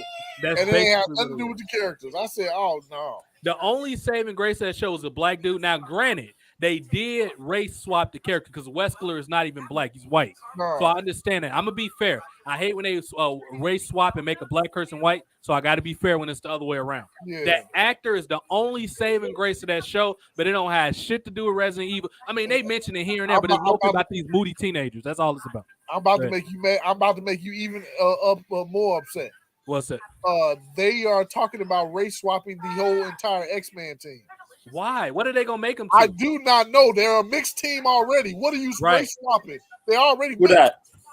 X-Men. Oh, X-Men. Yeah. Well, they're gonna do that because they open the doors to the multiverse. They did the whole multiverse thing. So when you got a mixed team already, why do that? When you got a mixed team already. But they're gonna do it again. You know what they're gonna do it again? It opens the doors so they can make more money. Storm and Bishop did not get touched. I bet you they still black when the race swap happened. Watch. Who you say? Storm and Bishop. I bet you they still black when the race swap happened. They better be. Well, they're still gonna be. Yeah, Storm is like a pivotal member. But I'm saying, she's gonna stay the same. But they're not gonna change everybody. But what happens is that. Oh, go ahead. My fault. No, the reason why I said that is because you're gonna probably get a Mexican Cyclops. You're probably gonna get an Asian Wolverine. You see what I'm saying? They're not gonna change none of the black characters, but you're gonna change all the white characters. Like, now, come on now. Yeah, some of them are gonna change. You're gonna probably get a different Professor X. You're definitely gonna get a different Professor X. If they change Professor X, I'm boycotting the X-Men. I swear to God, I am. Because they're gonna change Professor X. They're gonna eventually change. What they gonna make him What they gonna make him a one-leg gay person? What the fuck are they gonna do to him? Like, he's gonna be black. He's gonna be Hispanic or black. I heard that R2 was gonna play him. What'd you say, JoJo? Oh, Jason, rather. I said I heard R-Truth was gonna play Professor X. That's the only thing I'm willing to accept if R-Truth play. If R-Truth, speaking of which, he just got injured in an unnecessary NXT match. By the way, like 2 weeks ago. He just got hurt. Did. Oh no! First night on NXT, they probably told him, "Go out there and show your skills." Big nose ass Triple H probably told him, "You should be lucky you got a job. You're one of Vince's boys. Go out there and keep up with the work rate." He did this dive out the ring move. And I do like the kid he was wrestling because he's talented. Grayson Waller was completely out of place, and R-Truth smacked the floor and messed his knee up. He was completely Triple H. This is why your stupid ass need to teach these wrestlers how to be in place. You know when Montez Ford almost fucking killed himself, when Austin Theory's out of place. You notice all these people are linked to Triple H, right? Through NXT. What do you teach them when they're in NXT? You don't teach them how to be safe. Why you think all these wrestlers get hurt all the time? Is that why Montez Ford is hurt? He ain't hurt right now. Or is he? Hurt. Nah, he's fine. He's fine. No, I think Ted's good now. Yeah, he's fine. He was hurt for a little while, but that was, I think, a couple months. Yeah, he was. When he flat backed the outside. Yeah. But like Triple H, this is why we clowning you, and everybody I got on this thumbnail is laughing at your goof ass. You don't understand how to book a show to save your life. You let Jason. First of all, you mentioned a phrase earlier, damage control. You know that's the name of Bailey's group. This thrown together group of these botchy ass women. They call damage control. Damage control. And they not controlling no damage. If anything, they should be called hazardous. They add more damage to an already shitty show. They should be called hazard. That's what they need to be called. Then you're gonna bring Sasha Banks back, and that's nuclear assault. That's even worse. Like what? Only woman I want to see return right now is Charlotte Flair. I don't want to see nobody else that's a WWE homegrown talent return that's a woman. Nobody except Charlotte, because Charlotte is smart enough to take breaks, unlike most of these women that Triple H put out there. Yeah. At this point, the conclusion is basically WWE's probably gonna be sold. At this point, Triple H is trying to get his shit in. He bringing all his buddies in, lapdog. Now I gotta give the peel-head kid Shawn Michaels a little bit of credit, even though he's a fucking ass kisser Triple H buddy. I didn't get? What's that? When they had the little DX reunion or whatever they had, because I ain't see the whole thing, but when he was talking about he got 2 words for him or whatever, the fans, he about to cry. Why did he let Road Dogg say some of that? I didn't even see it because I'm like, another DX. I didn't bother to watch it. I know what you're talking about, but I didn't bother to watch it. But he doing all the mic work instead of letting the main dude that did the whole, we got 2 words for you, like, let him say that, and then you can throw the little piece in there. Right. And I didn't know that, but that you talking about Triple H or Shawn Michaels? Triple H did the whole segment on his. He did the mic. He did all the talking. Now I figured this is why, and y'all get mad at me when I get up here and scream about Triple H, y'all look at me like I'm crazy. Now y'all see. I didn't even watch this, and it's pissing me off. Now y'all see what I'm talking about. But Road Dogg had a mic the whole time. He had a mic the whole time. So you gave him a mic and he didn't say a word. No. Nah, he said Road Dogg said some stuff. He did the little introduction, the ladies and gentlemen, boys and girls, children of all ages. He did that whole little segment. Oh, I see. I guess I see. Then he cut that off. Then Triple H said something. Then they kind of switched it back and forth. But Triple H said some stuff about him getting old, and then Shawn said something about getting old. And then they were supposed to say the rest of the stuff. Right. They did a little thing for Billy Gunn because Billy wasn't there. Right. And then I forgot what happened. And Triple H did the rest of it. Yeah. That's interesting because one thing that bothers me, and maybe y'all two got a different opinion about this, but this is what bothers me. Triple H, and didn't Triple H just have his own reunion during the pandemic? Like, you egotistical prick. You always got to give yourself a reunion. Why? Why not bring back somebody we haven't saw in a long time? You think we want to see your big nose ass we see you every week. When is this? And the thing that killed me is when Triple H, I'm putting my career on the line. What career? You wrestling every fucking 3 years? Yeah. Who's Shelton Benjamin wrestling, Joker? Oh, he's wrestling Austin Theory. Oh, he's wrestling Austin Theory. Oh, my theory is a good luck charm. Marissa just spoke him up because we want to expect that. My theory is he gonna lose. He probably. Speaking of which, let's tangent off right now. That's a good turn of phrase, a good use of words. Austin Theory right now, Jason. You know he's the current Money in the Bank holder, right? I don't care about him, but well, hold on. Before you say you don't care about him, which I want to hear your reason why. Hold on. I will say this. let's forget the person for a minute and let's focus on the concept.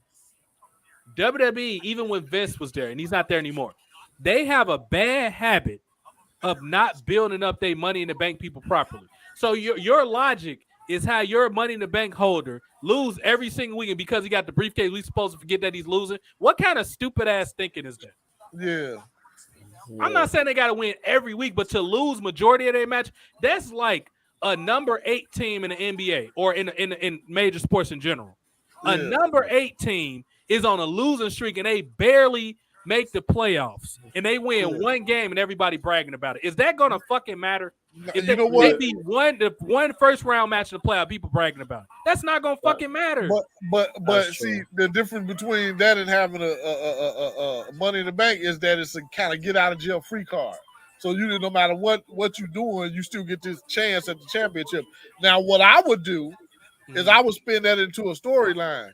He's like, I can't cash it in yet. Don't you see I'm on a losing streak? I got to get my winning streak back first. Right. And then I would cash it in. You know, I would put that in the storyline. Like, I can't keep losing like this, man. Help me out. That's what it kind of looks like they're doing. But it's weird what? Because go ahead, Jojo. I was gonna say it's weird because what it seems like they're doing, they're trying to rebuild his character.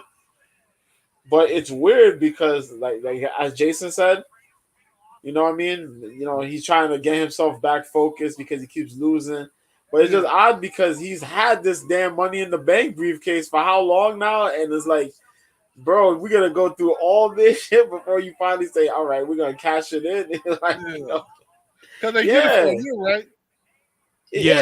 They have it for a whole year. So, it feels so weird, man. You know, I'm gonna take what y'all both saying and try to put a positive spin on it because I think it's stupid. I'll take what y'all just said though. Well, Austin Theory, I'm gonna take mostly what JoJo said because he said they're trying to rebuild him. Fine, if they're trying to rebuild him.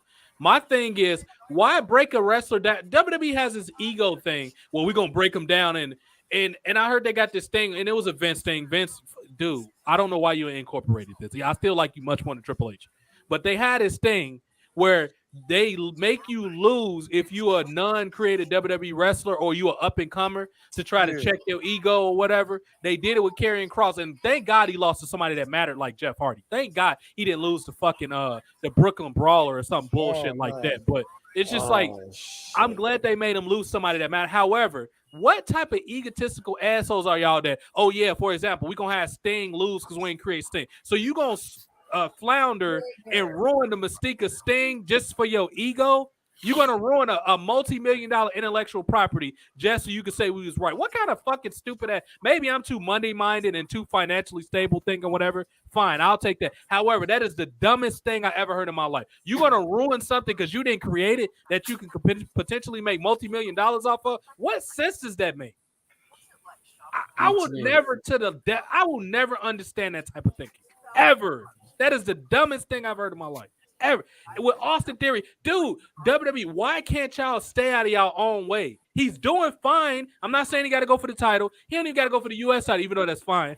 I like the idea, like when RVD, speaking of Shelton Benjamin, Marissa, since you was talking about Shelton Benjamin, I don't know if y'all remember, like around 2006, when RVD won the Money in the Bank and him and Shelton Benjamin was going for the IC and the Money in the Bank. Do y'all remember that? Yeah. That's how you build up the Money in the Bank.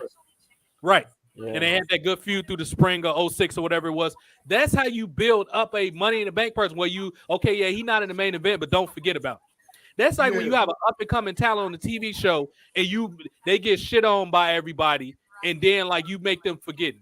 How about you, okay, maybe for one season they get shitted on, then they get redemption and they turn bitter and they turn it over, they turn a new leaf of life. That's called fucking character development.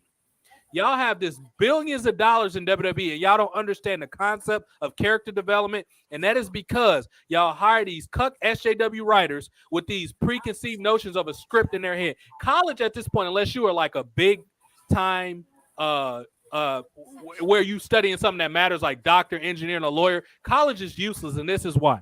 Anybody that's going to college, I'm not talking bad about you, but what I'm saying is, we live in a time where everybody's programmed to think something and be SJWs. And that's a large problem why entertainment sucks even beyond WWE. Hollywood is terrible. TV shows are terrible. A lot of YouTube channels are terrible. You know why? Because people are doing what they think people want to see instead of what they think is good. That is what's wrong with TV shows now, in any form of literature or entertainment. That is the nucleus of exactly what's wrong right now in TV shows. Because and this is bleeds over specifically to WWE. You got Stephanie McMahon, this goddamn agenda whore that pushes out everything. Oh, women got to do. JoJo, have you heard and I love Dana Brooke, but she's trying to talk WWE into turning the 24/7 title into a woman's belt. Oh, How limited are you gonna make your creative by doing that stupid ass shit? Y'all can't even get the tag team titles right. How you gonna make another belt? Go ahead, I'm sorry. That's very true. You can't do that. You can't do that. Yeah. Y'all just got back to trying to make the tag team titles relevant, even though y'all fucking it up right now.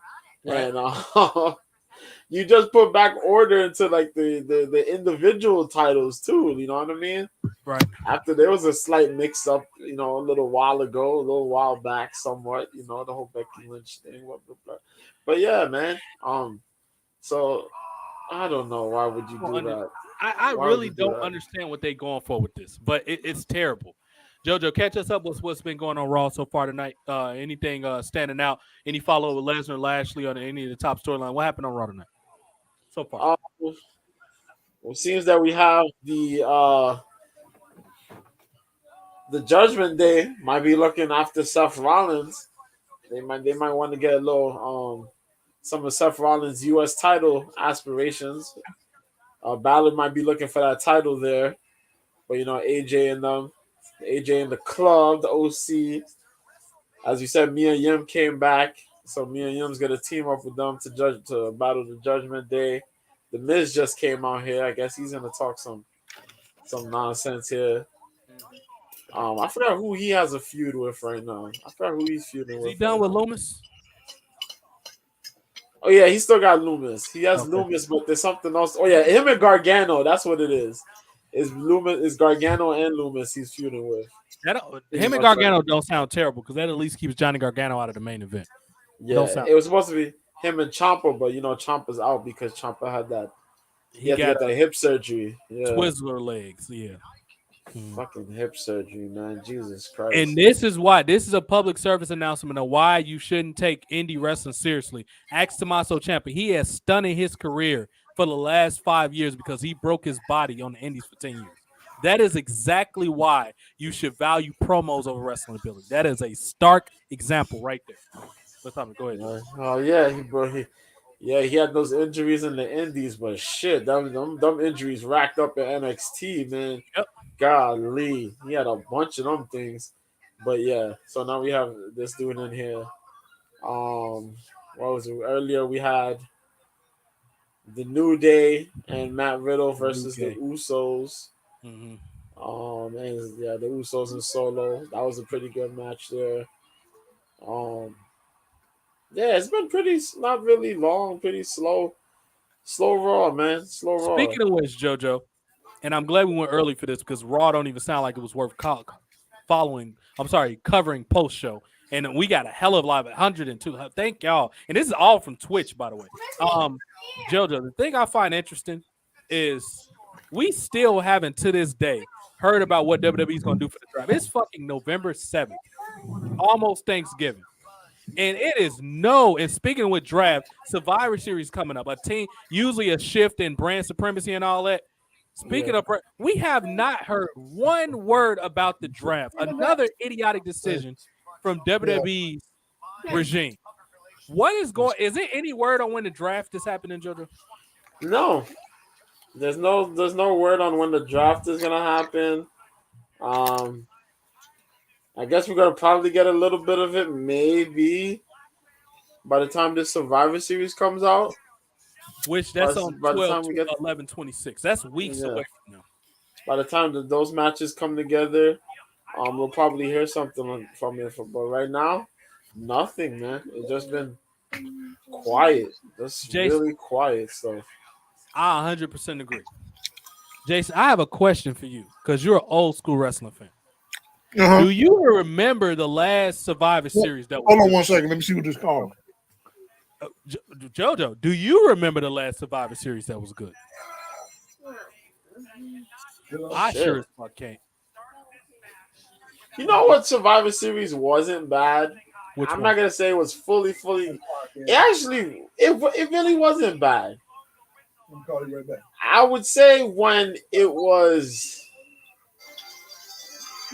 it the NXT, the Raw SmackDown NXT, 2019. was it the Raw SmackDown NXT? Might have been. That was in like 2019, right before the pandemic. That was 2019. That might have been it. Yeah, because I like the men's. I like the men's Survivor Series matchup. When they had Roman Reigns had to battle up against Keith Lee eventually and all that. Yeah. Those pretty good. Those little crossover matches, they did those pretty well. Right. I like those. Yeah. I would say this. So. The ones with Brock Lesnar where he went on like a 3-year run with the Cruiserweight, he worked with Mysterio, Danielson, and AJ Styles. He worked with three Cruiserweights 3 years back to back. Those weren't horrible, but what I mainly mean is when was the last significant Survivor Series where it was like a change of the guard or something that was going into the following year mattered or stood out? That's mainly what I meant. Of course, they had good matches. That was the question? Do you remember the last good Survivor Series?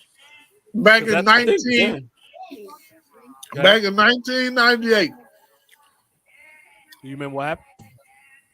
No, but that was he broke up. That was the what? Say what you said again, because your name come. That was the last good one. You know, it's funny that you said that, and I know you joking, but the hilarious thing about that is that was the night, and JoJo knows it. That's when The Rock was made. When he beat Mankind, when they double crossed Mankind in the finals, that was corporate Rock when he used to wear the all black suit. And he had the whole theme song and all when he left the Nation of Domination. It's funny you say that because I wasn't thinking about that, but I vividly remember that. That was the night that The Rock became an official main eventer. Do you remember that, JoJo? Yeah, I remember that. That was the Deadly Game Survivor Series tournament. That was actually that was one of the best Survivor Series ever as far as significant. Not the card itself, but it's significant. That was the night that The Rock became the man. When they hit him in the head with the belt and was like, and The Rock was like, "You jabroni. You are too stupid to know you're getting crossed." And they beat the hell out of Mankind. That was that night. And speaking of The Rock, this is something I want to mention. This goes back to the thumbnail and why I continue to Triple H. Even when I try to like you, you continue to give me the material to dislike your stupid ass. It is a reason why I call you triple chromosome, because you're a goddamn idiot. It's a reason why we call you triple HGH, because all that shit went to your brain and fried your brain cells. Because the simple things that you get wrong. And this is why The Rock used to bury your monkey ass on promos, because he knew that you're a stupid ass idiot. When he used to say, "What are you frowning about? What are you making these faces for?" This is why he buried you, because you don't know how to take over this company. Your whole thing is, I'm a surprise, have some surprise returns, which in itself is not a bad thing. However, your whole thing is, I'm going to have surprises to compete with AEW. You know, a company that generally does worse than WWE as far as ratings. Their last show got 800,000 some viewers. That's the company. Why aren't you trying to compete with the NFL? Or on a lesser note, the NBA or MLB? Y'all stupid ass got kicked off of NBC Universal, aka USA, by fucking hockey. Hockey is like the fourth most important, and I like hockey. I'm a Blackhawks fan. I like hockey. But this is the facts as it stands. Y'all got kicked off by hockey, like the fourth most important sport in the fucking United States. And you lost to a startup jabroni-ass company ran by a coked-up fucking White Claw drinking nerd and a fucking bunch of cucks doing flips. A billion-dollar company got kicked off by a startup company. How do you call yourself a businessman? And then I don't know if Jason saw this. And I'm sure I'm pretty sure JoJo did, because this is a while ago. Triple H's excuse, because Jericho called him out that we beating this show, because Triple H and Jericho never really liked each other. But Jericho is smart with how you take jabs at Triple H. When Jericho was like, "Yeah, we beat their show," and then you know how they got this thing where they try to say, "Oh, NXT's a third brand," then they'll go back later, "Oh, it's our developmental." Triple H, because he was so fucking butthurt and salty, he had the temerity, the fucking audacity to sit here and say that, "Oh, big deal, they beat our developmental company." Triple H, throw yourself off a fucking bridge for that stupid ass comment. You don't get to pick and choose when you lose. If you lose, you fucking lose, dude. Yep. He literally sat here and said, "You beat our developmental company." Big deal. But I thought there was a third brand since 2016. Get the fuck out of here with that. And people keep making excuses for this dude. If he lose, he lose. He talks about how we taken over. What have you taken over? What you take over? Catering? What you take over? The injury report? What the fuck have you taken over? You call your pay-per-views taken over. What have you taken over? You haven't taken over the stock market. You haven't taken over the bank accounts. What have you taken over?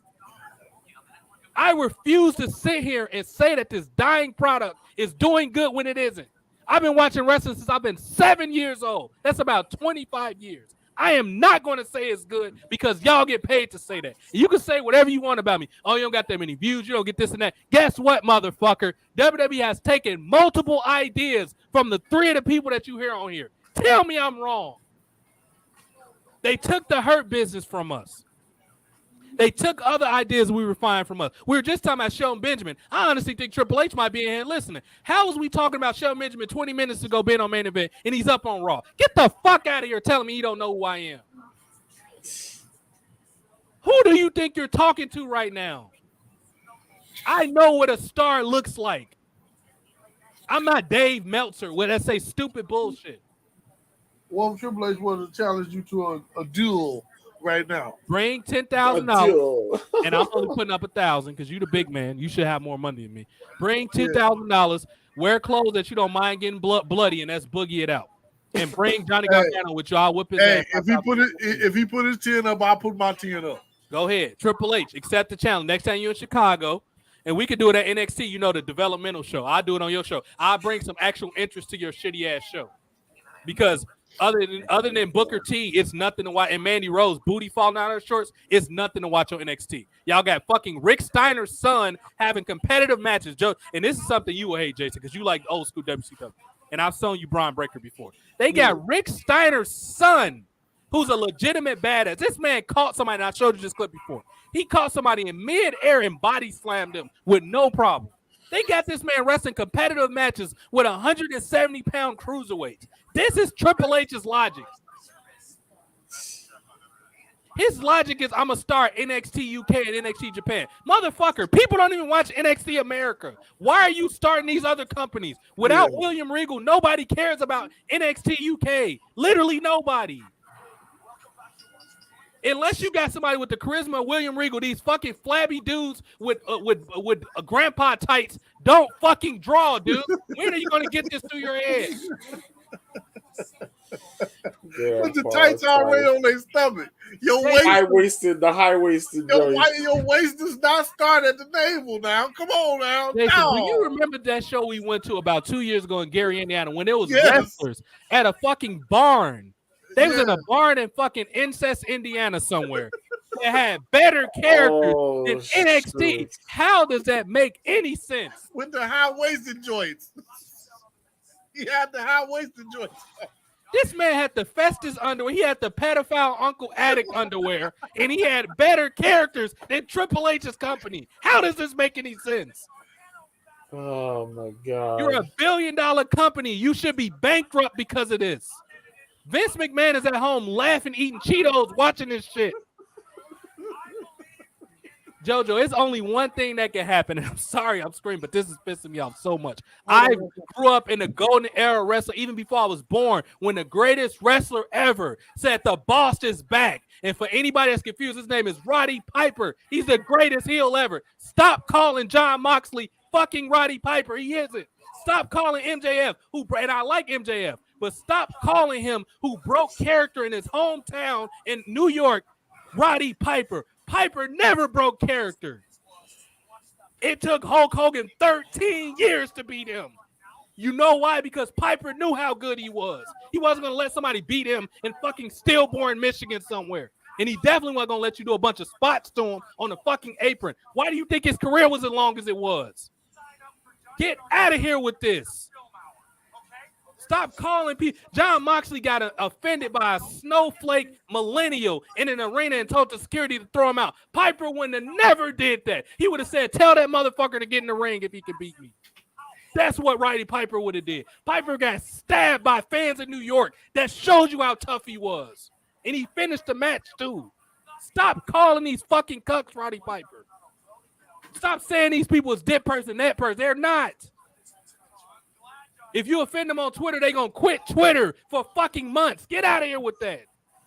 You know how many people I didn't had say crazy stuff to me and threaten me? I ain't never quit Twitter. Twitter probably taking me down. And speaking of which, I am so happy. What's the guy that runs Tesla? What's his name? Elon Musk. Elon Musk. I'm so happy he bought Twitter.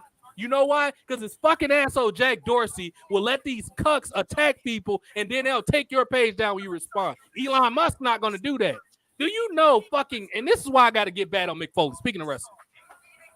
Mick Foley, Cuck Grandpa, and I respect all the creativity and all that. Mick Foley was great, especially working with The Rock. He was phenomenal as a character. However, the man Mick Foley is an embarrassing fucking asshole.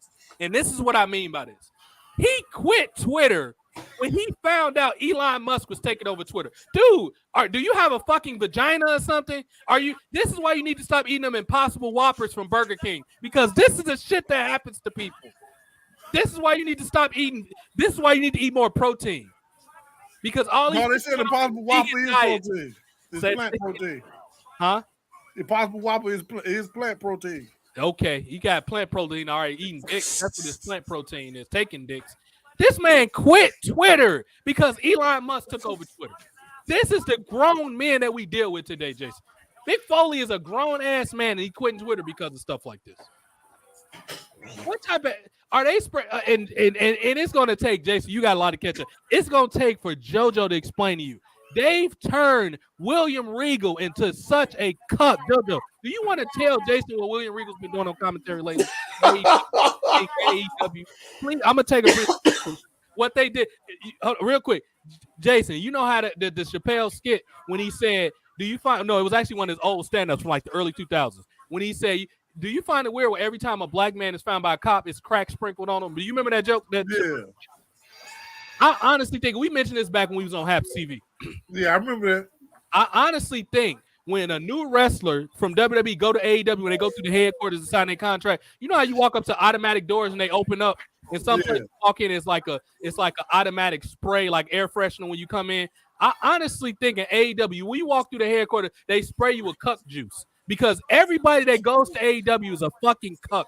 William Regal has been sitting there talking about he want to eat up these men on commentary, talking about he's a little crumpet, I want to eat him. JoJo, please explain to Jason why he probably William Regal. He's like, what? Yeah. He said I take him to the back and I beat them. I'd give them a good thrashing. This is what they turned William Regal into. William Regal is an embarrassing fucking carpet muncher at this point. Check. I bet he can't do that to me. A couple rounds and he'll be done. Oh no. What you mean by that, William? You know what I mean by that. William Regal is an embarrassing asshole. Can y'all hear me? Yeah.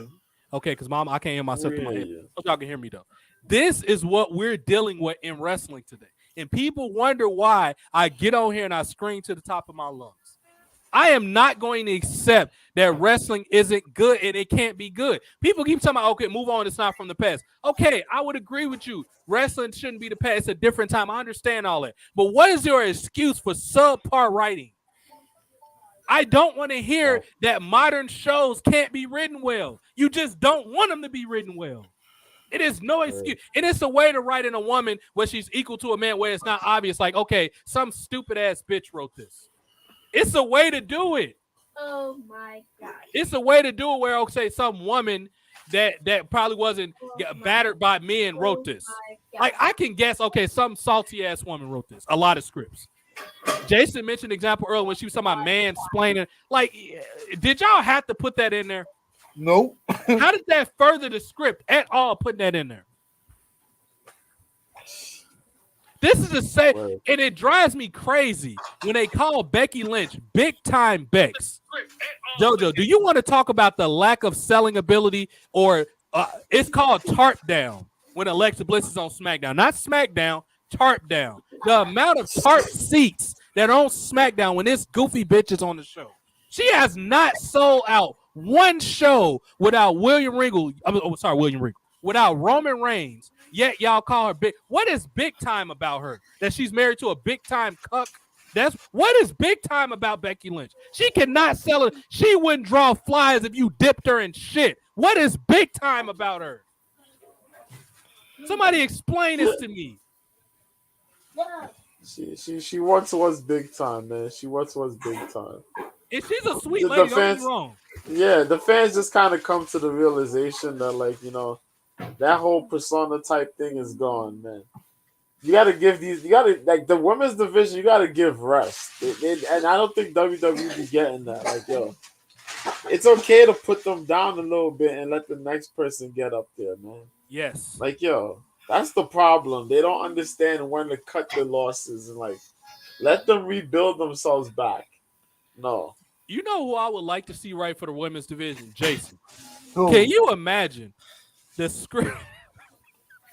Can you imagine? And I'm talking about Jason that's over here, not Jason Blum or whatever that dude that makes those horror movies. I'm talking about this Jason. And Jason Blum's good, by the way. I don't mean the spirit. Oh, shit. His work. You see what this dude wrote here?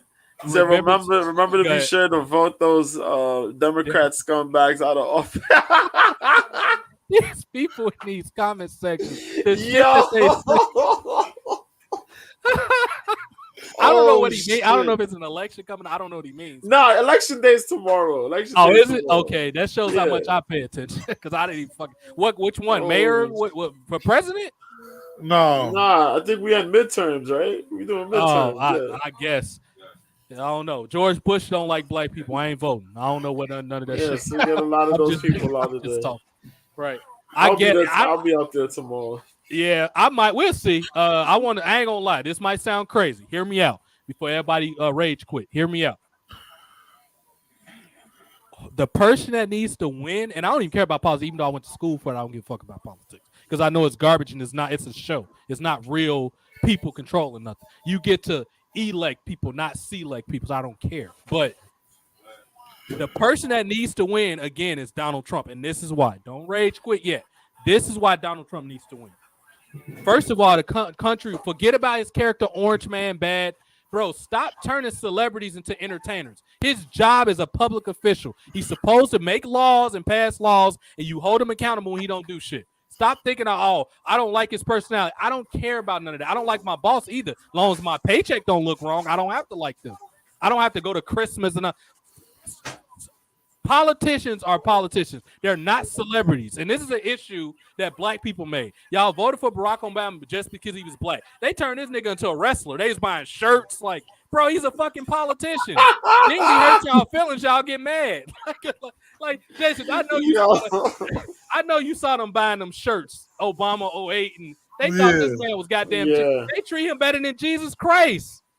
This man is a politician. He's not your friend. So Trump needs to win. And not only that, Trump gave this country a stern kick in the ass wake-up call that we are not as far as a country as we think we are. It's still racism. It's still crap happening that shouldn't be happening. Obama, people I'll be right back. Yeah, okay. Yeah, no people problem. went sleep under Obama. They forgot that racism was real, son. I mean, you know what I mean? Like, Trump gave y'all a wake-up call. But anyway, we ain't gonna get into that. That's for another show. But Triple H, I don't know how much I can stress. You need to go home and bro, why you think your heart went wrong in the first time? That was God's way of telling you a fucking shitty booker. Why can't you just leave well enough alone and go book for Gabe Sapolsky or something? Why you gotta book the big? You can go work for autistic Peter Griffin at Impact. You can't do no worse than what he's doing. You got the biggest book in the world. You got the keys to the Golden Gate, and you're fucking the company. Why you don't just go work for goddamn GSW or something, or GCW? How worse can you be? Unless somebody knew, like Nick Khan and maybe some other people, Russo, and for the love of God, for the people that keep saying that Vince Russo don't matter anymore, why do you think, not WWE, why do you think NBC Universal rehired Vince Russo secretly to work for USA Network back in 2020? Who do you think the Raw Underground concept came from? And of course, WWE didn't listen to them and they bastardized it because they want to prove that they were right. Did me and JoJo not tell y'all, for the people that don't know what we're talking about, Vince Russo went public with this about 6 months ago, that he created Raw Underground along with Shane McMahon? JoJo, did he not say that? Yeah, he said that. So once again, who don't know what they're talking about? They called We him told back. y'all this. They called him back for some help. Yeah, they hired him under the books. Yeah, just like Impact did. Impact, this man, they snuck Vince Russo in with the Mexicans over the border so he won't be noticed by Jim Cornette. Goddamn, you got this motherfucker here. I quit. This man, Jim Cornette, quit and went to Wendy's when he found out Impact rehired Russo. This is how stupid these people are. And what y'all fail to realize, a lot of the great creative in Impact was because of Vince Russo, credited or uncredited. Yeah. Now, did he have bad ideas? Of course he did. Like reverse battle royals, fucking King of the Mountain match and an Asylum match. He needs to be thrown out in a temporary helicopter, not a full one like Triple H and Stephanie. He just needs to be baptized in some water. That's all. Because those was some bad ideas. However, he has way more W's than he does L's. Triple H racks up more L's that he could smell what The Rock is cooking. When The Rock said, la, la, la, that was for Triple H. That's the amount of L's that Triple H got. And once again, Triple H, you wonder why The Rock used to bury your monkey ass. He wouldn't be able to do that today because you would be protected by the McMahons. This is why he buried you back during the Attitude Era, because he knew you were a fucking idiot. You can't get over already hot commodities. You got Hit Row, JoJo. Don't get me started on how they messed up Hit Row. This man, Hit Row, first of all, Top Dollar from Hit Row, the heavy seller, who's a smart businessman. He makes business moves. I know about this dude. Top Dollar was built up good when they had him squashing when Shane. First of all, how you bring back Hit Row without Shane Strickland, who started the company or started the group? B-Fab she's the only legitimate draw that's a woman that's on TV in WWE. The only one that you look and be like, I understand why they push her. Her, Dana Brooke, and Mandy Rose are the only women that are pushed on wrestling that look like they deserve to be there. And I might be missing a couple other people. The other women that y'all overly push, like Bailey and her ugly ass friends, Birth Control, I refuse to call them Damage Control. They're Birth Control. Birth Control. See what El Jefe said? My mommy just rolled up in here for a minute. She told me that she's not impressed with Triple H analysis. Fill my bowl with more Cheetos and JoJo. What is up? What are these people off tonight, son? I don't know, dog. Did you hear about that? And I gotta mention this. This is what my other friends on a podcast mentioned. Do you know what's Becky and Seth's daughter called? JoJo, what's their daughter name? Something with an R. Rue. It's Rue, right? Isn't it Rue? I think it's Rue. Is it Rue? Yeah. Is it Rue? I think so. It's an account. It's an account on Twitter somewhere that's faking to be, and they put up this grotesque looking profile picture. It's fucking hilarious. It's this account that's faking to be Becky Lynch and Seth Rollins' infant baby, saying my parents don't love me. They beat me and they leave the road and go wrestle. Have you seen this fucking account? No, I haven't. You have to look for this. What? Yes, it's a fucking account on Twitter that pretends to be Seth Rollins and Becky Lynch's infant daughter. I swear to God, it's been popping up, and I forgot to screenshot it, but it's there. These are the type of people that we're dealing with. And don't get me wrong, some of this shit is hilarious. But I found so much humor in that because Seth Rollins and Becky Lynch, I do consider pathetic parents. Let's try to somewhere, even though we've been off this topic for about an hour, try to get back to this is what happened with Jason returning to the show. We get more hilarious. But let's get back to the topic. And I can't hear myself through the headset anymore. When one of them talk, I'll try to reconnect. But as long as y'all can hear me, that's all that matters. Let's get back to the topic with Crown Jewel. And Bobby Lashley and Lesnar, you talking about, I was a bit surprised that Bobby Lashley got booed in such a dark-skinned country. But they booed the shit out of Bobby Lashley. That was a bit of a surprise, I'm not going to lie. However, WWE, this was one of the few things that they actually did right at this pay-per-view. They had Bobby Lashley, after he lost by a fluke, and this goes back to that awkward finish that JoJo was talking about. He lost to a fluke with this roll-up thing or whatever, or it's like what they call in wrestling. They call it, I forget what the official, but it's like a cradle where you grip somebody's arms, you roll them over, and you stack your weight on top of them. I beat people in wrestling with that move a couple times, but they had him roll on top of him and pin him, and it was a fluke. And after the match, he applied the full Nelson and broke the referee's count, so he worked as a heel. Now I don't know if they're gonna continue this on TV or if that was just a specifically for Saudi Arabia thing. However, it was good improvisation skills from WWE. They improvised on the fly, something WWE has done to terror. Don't you find it interesting, JoJo, that part of wrestling is improvising and they don't do it nearly as much as they should? However, tonight they actually got this shit right. He's built up as a heel in Saudi Arabia with the fluke win. I don't know if they gonna continue with this. Did they continue tonight? Have Lesnar and Lashley been on TV tonight already, JoJo? No, neither one have. I'm guessing they saving them for the main event. If they actually have they been advertised to be there? Nah, not really, but they did show highlights of the match. This is another issue, Jason, as a content creator. Did you say you had a TV show coming? You for real about that? Yep. Okay. So Jason has a TV show. I hope it's working for WWE. He need to go right for WWE because I don't have the patience for it no more. I just scream. Hey, you know what? I'm only gonna film two episodes just to kind of get a start. You know how they do a pilot just to see if anybody like it. So that's kind of what I'm doing. You know what? You know who you need to send it to? The first person you need to send it to is Triple H. And put in there, this is how you write a TV show. See, you trying to get me jumped by some swole steroid pill popping wrestler. That's what you got me in. Oh no, I can guarantee you none of these wrestlers now take steroids. I can guarantee. They don't look like they lift weights. They don't know. The only weight they know is waiting on their food to come from DoorDash. They don't know about any other weight other than that. That's the only way when they looking at their phone, waiting for their DoorDash to be sent to their house. That's the only way because they don't know about no gym weights. I can guarantee you that. Yeah. The only person that might do something with some steroid that might fight Triple H is or fight for him is Drew McIntyre. That's about it. He might. Speaking of getting into it, I just recently got into a fight. Me and Jonathan fought this dude the other day. For real? Yes. This dude came over his house, starting stuff, and I tried to calm the situation down, and he wouldn't listen to me. So I'm getting mad now because I'm like, oh, no, you ain't about to. And the thing about it is, this dude was there with Jonathan's brother. Jonathan's brother was on this dude's side, so I already knew that if they go out there and fight, they're going to try to jump him. So I said, no, I ain't going to let it happen like that. So I go out there. When I told dude, I said, go to the car. They're going to talk. They talking about getting your money back. Go sit down, calm down. Don't stop beating on the door.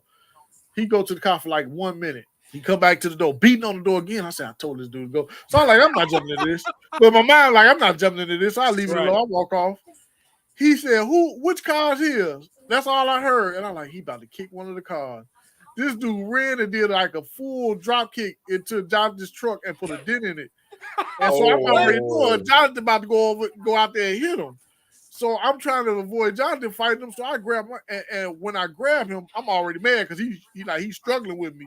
I'm like, didn't I tell you to go to the car? So now that I'm mad at him, I'm treating him like a child that I told not to do something. So I'm about to whoop him now. So I slammed him to the ground. I did like a judo throw slam. And I started wetting him. I said, I told you to go to the car. And this would have never happened. And he's like, get off me. I said, get off me when I'm done. And then, so Jonathan's brother came and snatched my hoodie and ripped it. And he said, get off of him. And I said, all right, I'm getting up as soon as you get off me. And I got up, and dude got up, and I stood there because I squared up with him. I said, I'm going to see if he trying to attack me. And he just walked off. I said, okay, it's over. You better keep on walking.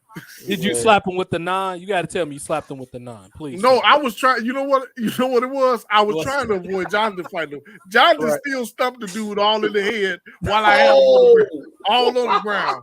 What? Jonathan, stop. Yo. Stop. And for the people that need to know, Jonathan is Jason's client. He works with him. That's his Jason do like home care work for him. And Jonathan, when I tell, because I know Jonathan, I met Jonathan before, like 1 or 2 times. When I tell y'all, Jonathan is one of the most mild-mannered black men you will ever meet in your life. The fact that he's even in a fight is hilarious in itself. In the fight, just picture him stomping some dude in the head is hilarious. Jonathan is at least he about 30 pounds heavier than me. Right. So you got two big dudes, and this dude was skinny. He was a little taller, but he was skinny. And I kept telling him, I said, go to the car. Usually you making the situation worse. Just calm down, go to the car. I thought he took my advice and went to the car, but no, he wanted to come back and kick one of the cars out there. So now we threatening people going to jail and stuff. Now I said, well, shoot, he came here to start stuff and all this. So I'm feeling guilty now because I feel like we just jumped the dude. Right. And then when the police show up, his brother like, I want him to go to jail. What? Bro. Yes, he was trying to get Jonathan to go to jail. He pointed at me, and I said, I told the police officer, I'm sorry for my input in it. He like, you was in it too? I said, yeah, but I was trying to break it up. I don't know what's going on. Can you imagine? And JoJo must have to get up because he muted his mic. Can you imagine? I'm right here. Jason, and they probably had just finished eating Long John Silver, so Jason probably had.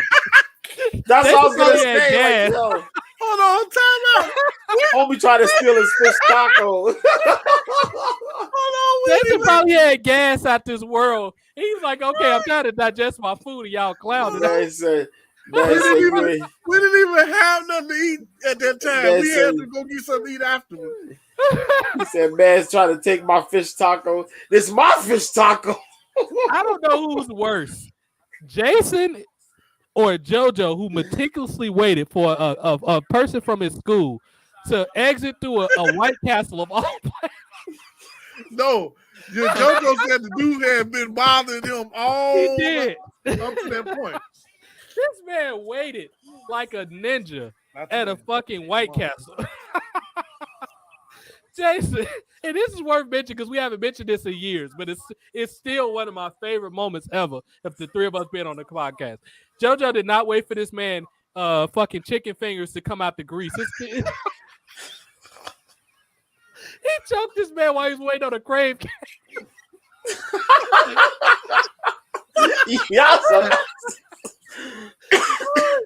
I keep laughing because y'all keep adding bullshit to it. Like, he waited for a crave case. No, he didn't. Motherfucker walked through it. He walked through the drive-through area. I popped out and I got him. Okay. That's what happened. That's what happened. You see, he said, give me a crave case, no pickles. I'm crave case, no pickles. Jason, it was onions all in the floor, those little ass onions. He had grilled onions everywhere. Oh, yeah. Jason, the floor was red. He had a large IC that knocked over the counter. He knocked his high C over. People thought it was a murder. It was red high C on the floor. What is up with y'all beating people up at restaurants, man? This man. That's where you gotta get it. This man, JoJo, hey, I gotta get it. But that was a central point. That man thought he was slick. He thought he was about to eat lunch, and JoJo went to choke this man out. He got choked out. That's it. He got choked out. That's what happens when you mess with somebody that don't want to be messed with. This man was trying to mind his business, and you thought you was about to go get a crave case. You got your ass choked. Whoever you are, bro, I hope you learned your lesson. Ain't starting no more fights after that. I hope you remember every ounce of breath that left your body after that. But yeah, fucking Jason and Jonathan. When I tell you Jonathan is one of the most mild-mannered people I've ever met in my life, the fact that he's in a fight in itself is fucking hilarious. I swear to God. Because he's literally one of the coolest people ever. And that man had to be, first of all, whoever kicked his car, and JoJo, we were just talking about this like Wednesday when we did the other show, when we was covering NXT. This man broke this man's window. Bro, let me just tell you this right now. If you break my window, you better get on the fastest thing smoking off this planet. Because I promise you, you are not going to last throughout that night. I can guarantee you that. Like, bro, you can't just be out here breaking people's windows. Or not only that, just kicking people's property. So, Jojo, can you imagine if somebody kicked your car or your house window, dude, what you would do to them? Like, what? These people out here kicking people's shit, bro. Like, what? Why? I don't know. Like, yo. Like, why you want your hand broke, son? Like, why you want your leg broke? Exactly. I hate that. Now, you know I got to throw one word in there before you say something. You and Jonathan should be ashamed of y'all. So y'all were not showing decorum. Why y'all Will Smith slapped that man like that? No, you know what? When I was hitting him, I was like, Jason got into a fight. He was dressed as Shabazz Jenkins when he. No, I wasn't dressed as Oh nobody. my God. I was out there wrong. What happened, right? When I punched him, I said, how do they punch people in MMA? Because this hurts. I'm hitting. He didn't make him. Jojo, he did not.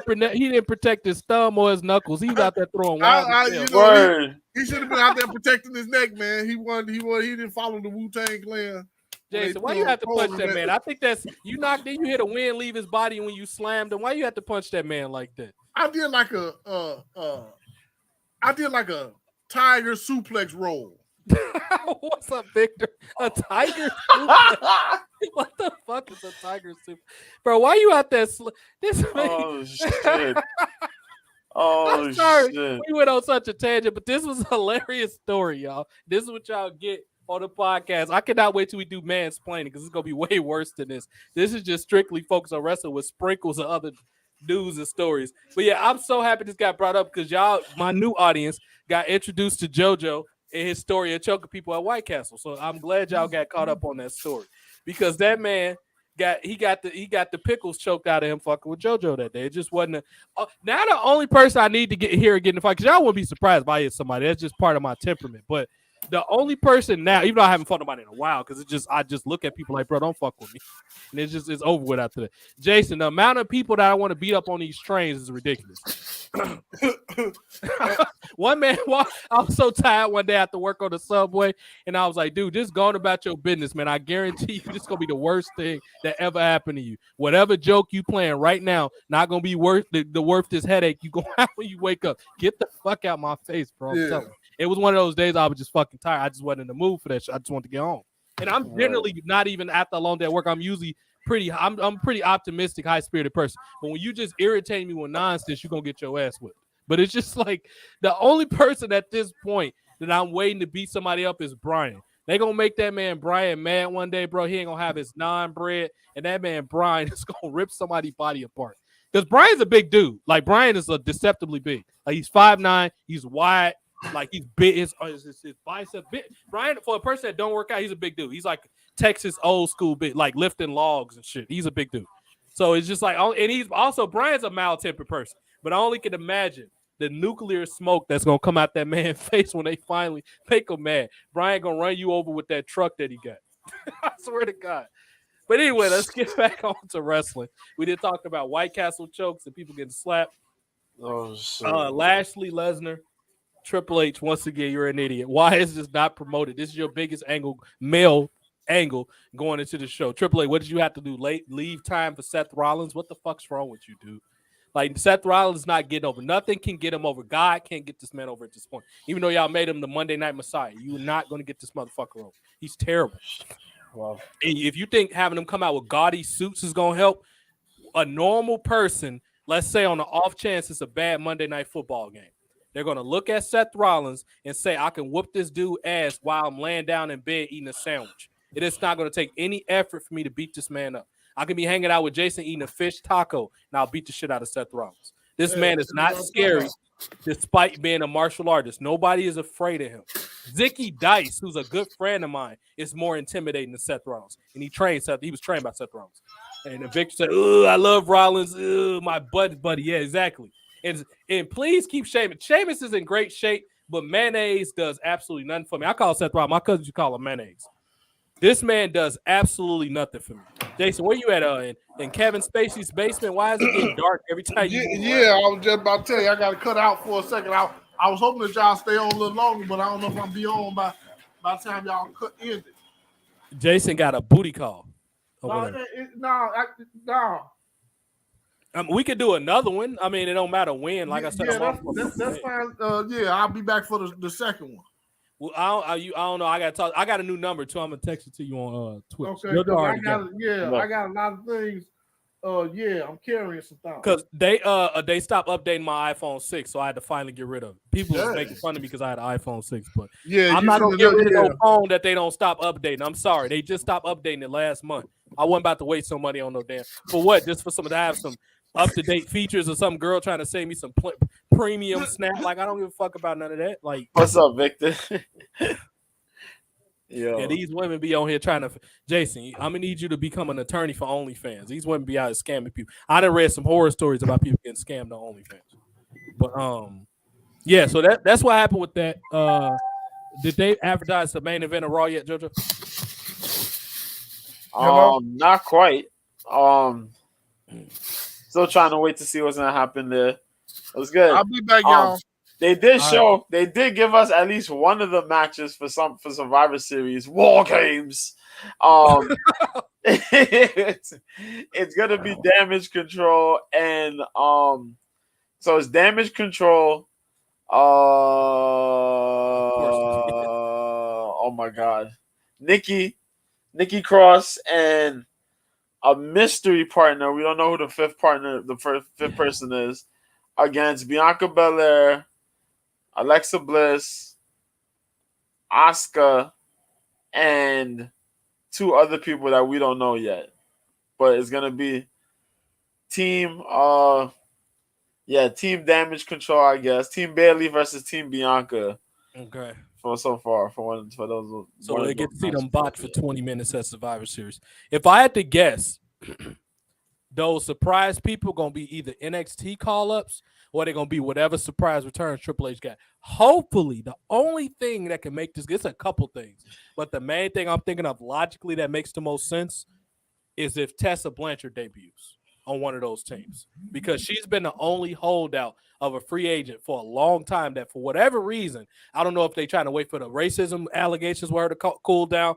That's a safe bet probably. But what y'all have to understand is, dude, first of all, we live in an age of the internet. How many people you think actually remembers that? That was so fucking long ago, dude. That was like 2 or 3. People don't remember stuff 2 or 3 months later.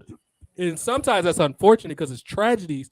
Bro, so many celebrities have died in the last 2 years. I couldn't name more than 5 of them because we have so much shit going on in our lives. We live in an age of the internet where everything moves so fast. We don't remember that stuff. So if y'all idea is holding off until Tessa comes back because of the racism stuff, bro, nip that shit in the bud. If venereal disease, VD, Velveteen Dream can resurface online and talking about doing cocaine with fucking EC3, just hire Tessa Blanchard already, dude. Like, what are y'all waiting on? This man was sitting there talking about you're not putting all the facts in there, Mike. What was that white powder? The fact that you incriminated yourself, Velveteen Dream, is why you're not ready to be a main eventer in wrestling. And we used to be big supporters. Why did this man incriminate himself on TV, JoJo? Oh, I have no idea. Man thought he was making a point. Like, no, buddy, you're screwing yourself over, buddy. This man was pulled over by the cops on a highway in Florida someplace and snorted the cocaine before the cop got and left and tried to hide the pipe on side of the concourse of the car. I forget what it's called. The little middle part. He tried to hide the pipe and the cop caught him. What you fail to realize, Velveteen Dream, first of all, you don't understand the law. You go to jail for destroying evidence in Florida. You didn't know that? This is why you need to read the law. This man snorted the coke, and you do realize coke makes you act erratically. You get hyper. You don't think they were going to know that you just did coke 5 seconds ago? Like, what? His VD, Velveteen Dream, VD should be stand for very dumb, because that's what he is now. He ain't the venereal disease. He not the velvet. He's very dumb. That's what he is now. This man tried to kill the evidence, JoJo. For real, man. I don't know what's wrong with that guy, man. Oh, God. Damn, son. While we got a moment, I love the idea that we start. Thank y'all for the 100+ people that's watched this. This is the most people that we had in a while, and I'm glad I tagged it the way I did from now on. I'm going to continue to tag it the way I have. We're going to start winding down soon. Jason had to catch us on the next because I don't know how long he's going to be. Coming up soon, and I'm going to make the graphic between tonight and tomorrow. Mansplaining. That is going to be great. And that's going to be a return of Brian. I already talked to him about it. I just been because me and Brian, he always texts me about shit that he hates to snap. And I'm like, Brian, we need to be doing this on a podcast. This is too hilarious not to do it on a podcast. So that's kind of what I did because I talk. Me and Brian are almost like brothers. I talk to Brian almost every day, if not JoJo too. I talk to him a lot. So it's just like these are things we need to discuss. And this is from our Hap TV's days. If y'all think us talk, this is a very unique episode of the Monday Night Madness. Most Monday Night Madness, we focus on analysis and what happened on the show and all that. No, this was a unique fuck Triple H episode.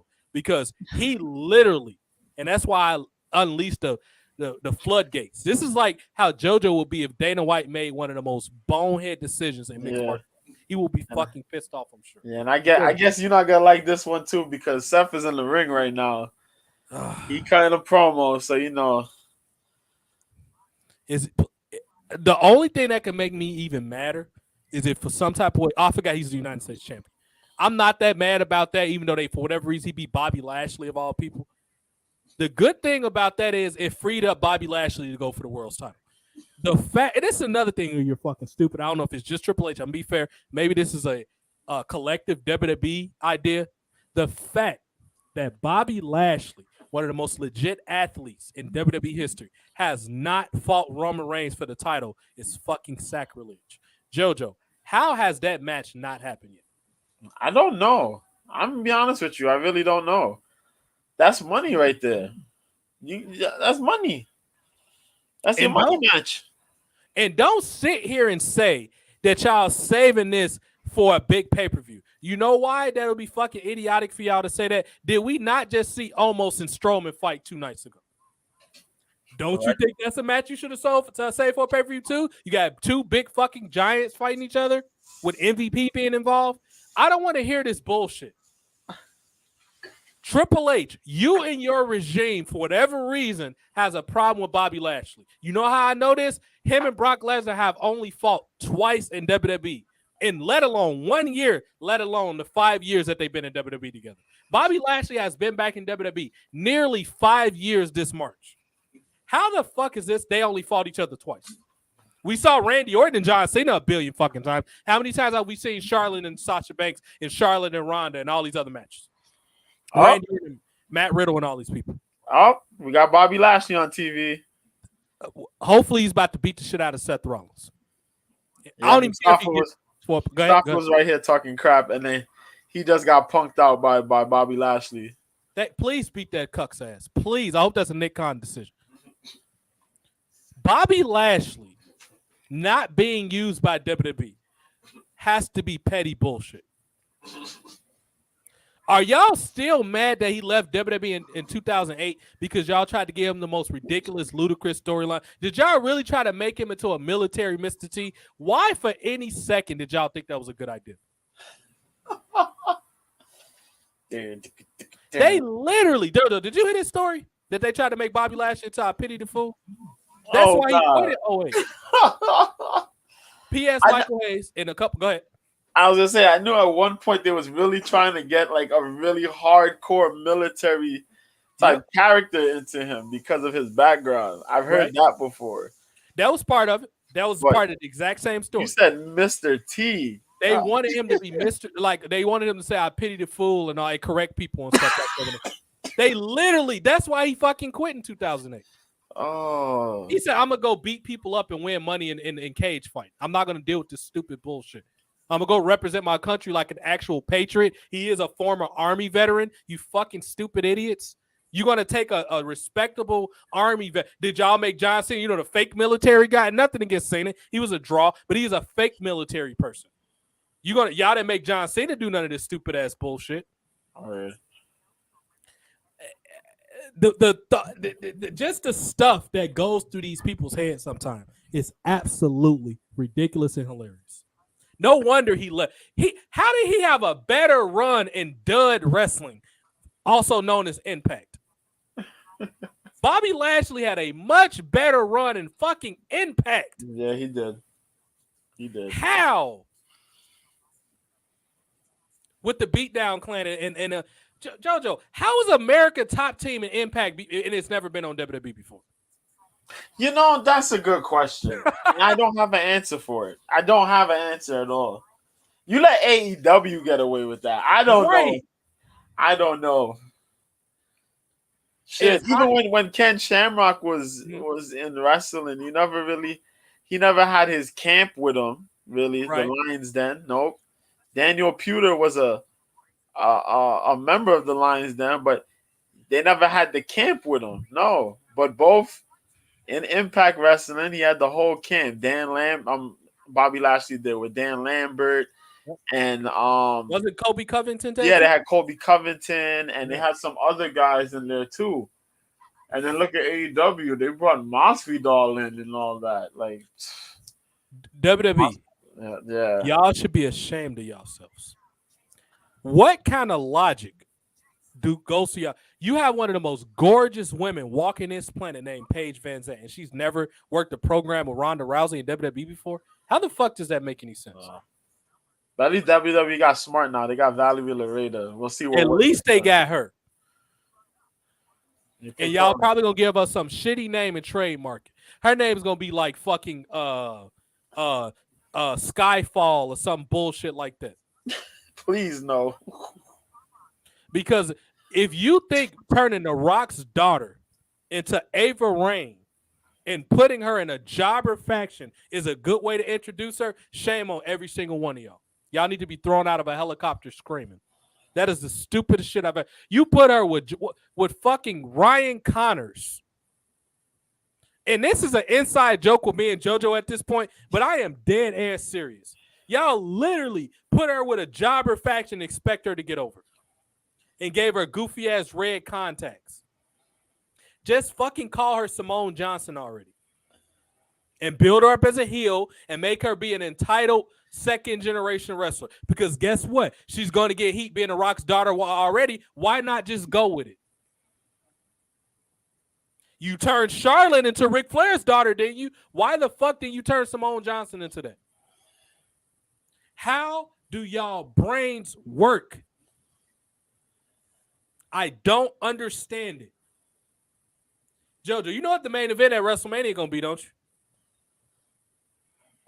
What's the main event? It's gonna be a tag team match.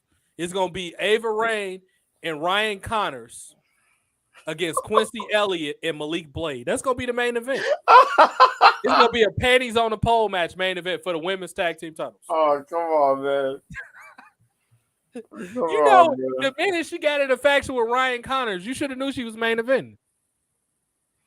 Oh shit! They gonna have a panties on the pole match. Now I would much rather see Enzo beat the shit out of Neville in a Vasish on the pole match. But since we not gonna get that, let's have a panties on the pole match. Ryan Connors, Ava Raine versus Malik Blade and Quincy Elliott. Well, Booker T on comment. Booker T gonna be the guest referee. He gonna be in the corner sitting on the apron like who used to Eddie Guerrero when he threw his legs up. Booker T gonna be right there eating cheeses and smoking. Look at this bullshit, dog. I wish I could see JoJo. You know that's gonna be the. I would rather that's gonna be a hell of a main event if they get Booker T to eat cheeses and smoke weed. I swear to God. Because the type of shit that WWE puts on their TV these days is baffling.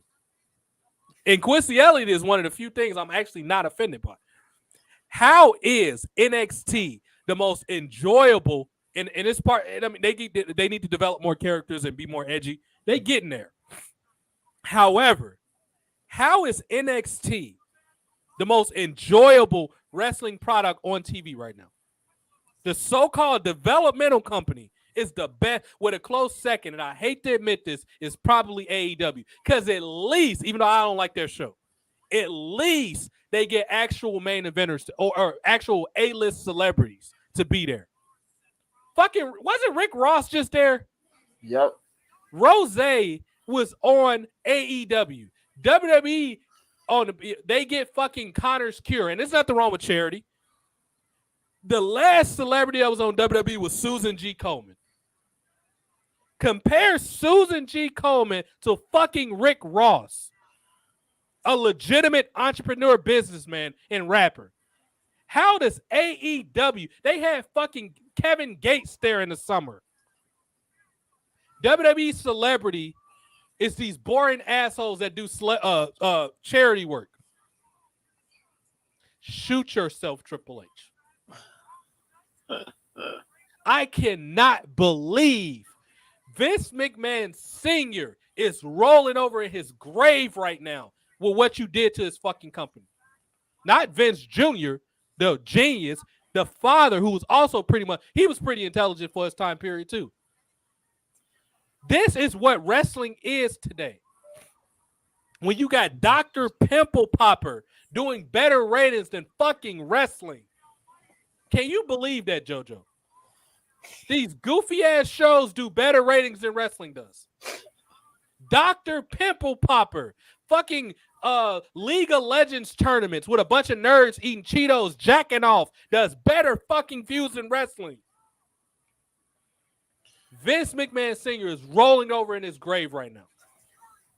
Oh, God. Jingling silver dollars, because I heard that was his thing. When he used to get nervous, he used to jingle silver dollars in his hands. How dare you, Triple H? Roddy Piper is rolling over. Bobby the Brain Heenan, all these great. Bruno Sammartino is rolling over in his grave right now. And Triple H, you claim to be a big fan of Bruno Sammartino. Guess what? A good friend of mine right now who's from New York probably grew up seeing a little bit of Bruno Sammartino when he was young. His name is JoJo. Bruno Sammartino sold out Madison Square Garden 282 fucking times. How many times have you done it, Triple H?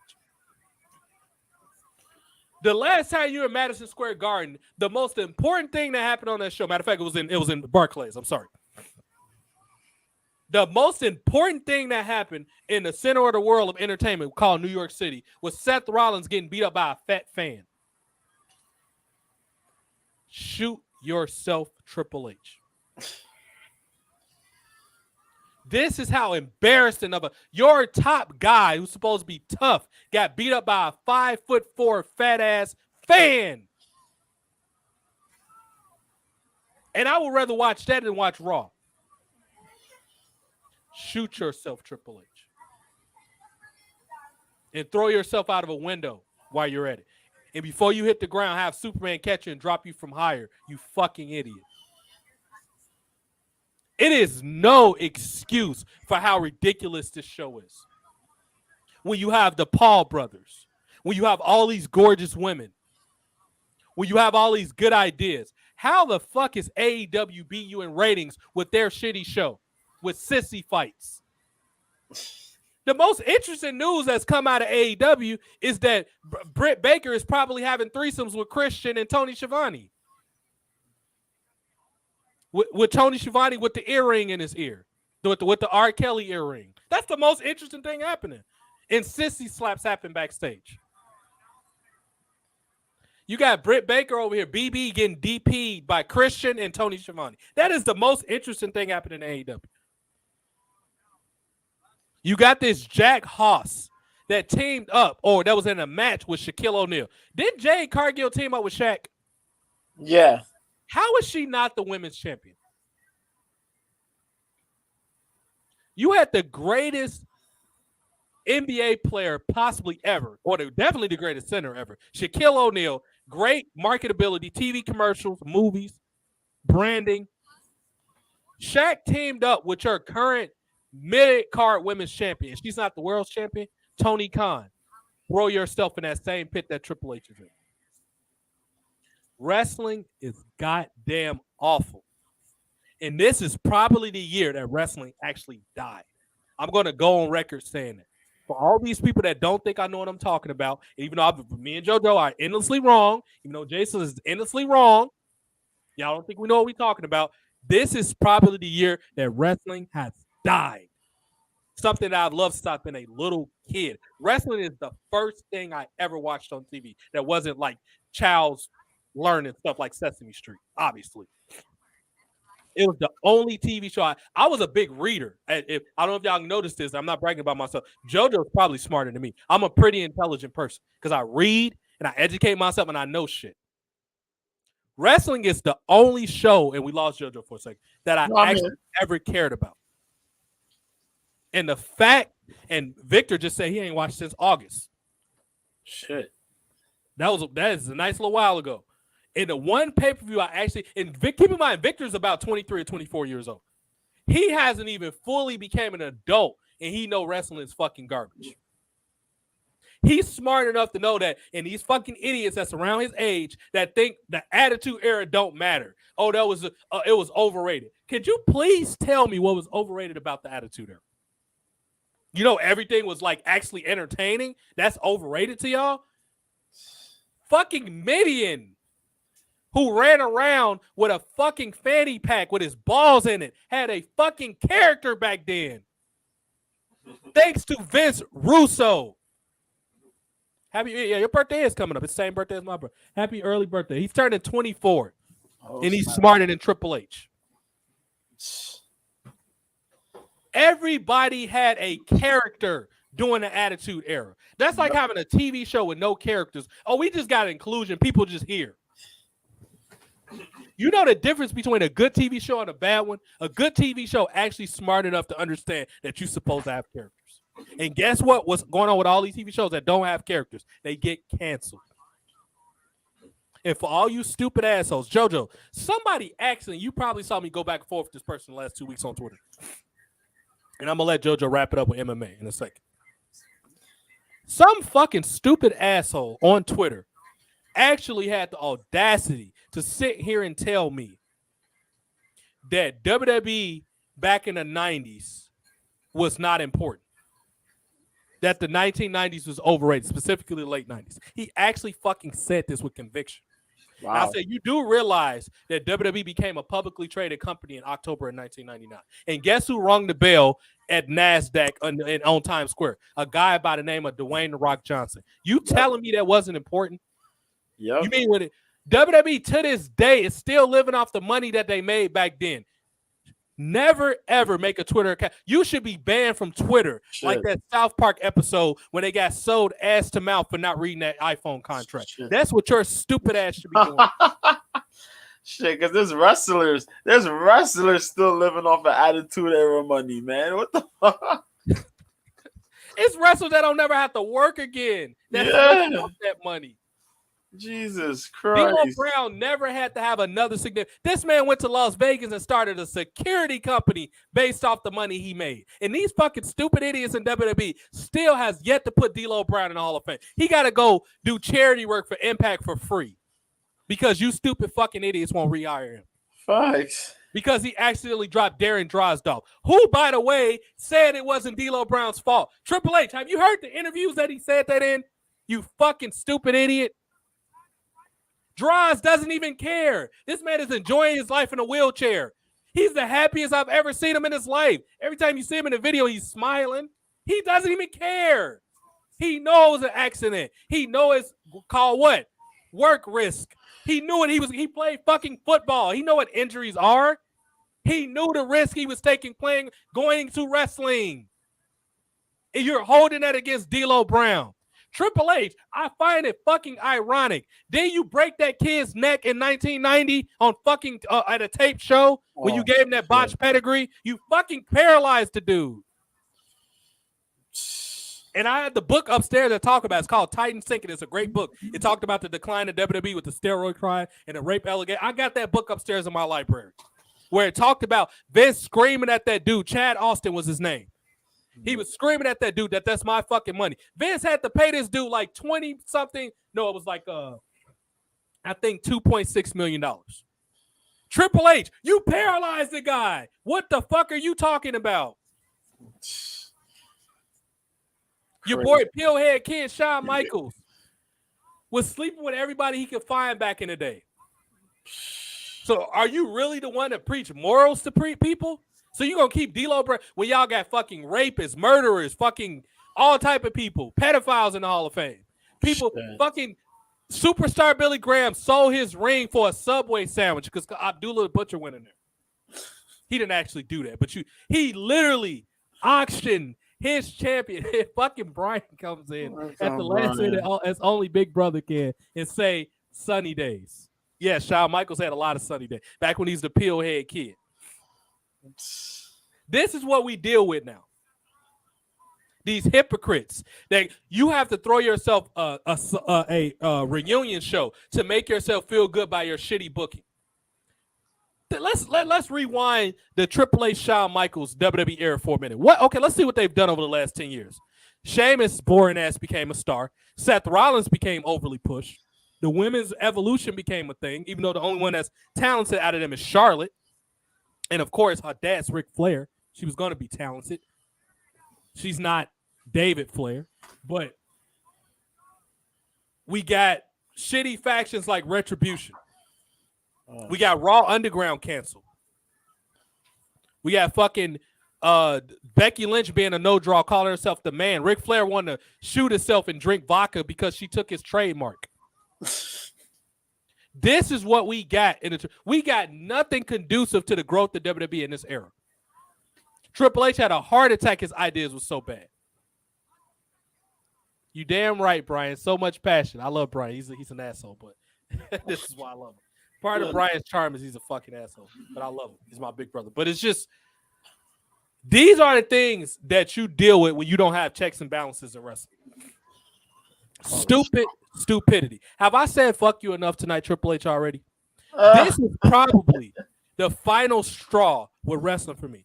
It is nothing to look forward to. And especially if the rumors are true that Cody Rhodes is winning the 2023 Royal Rumble. I am done with wrestling if that's true. The Royal Rumble is my last hope. WWE, you got one pay-per-view, one, before you lose my attention forever. And that's this upcoming because I was contemplating flying to WrestleMania in LA next year.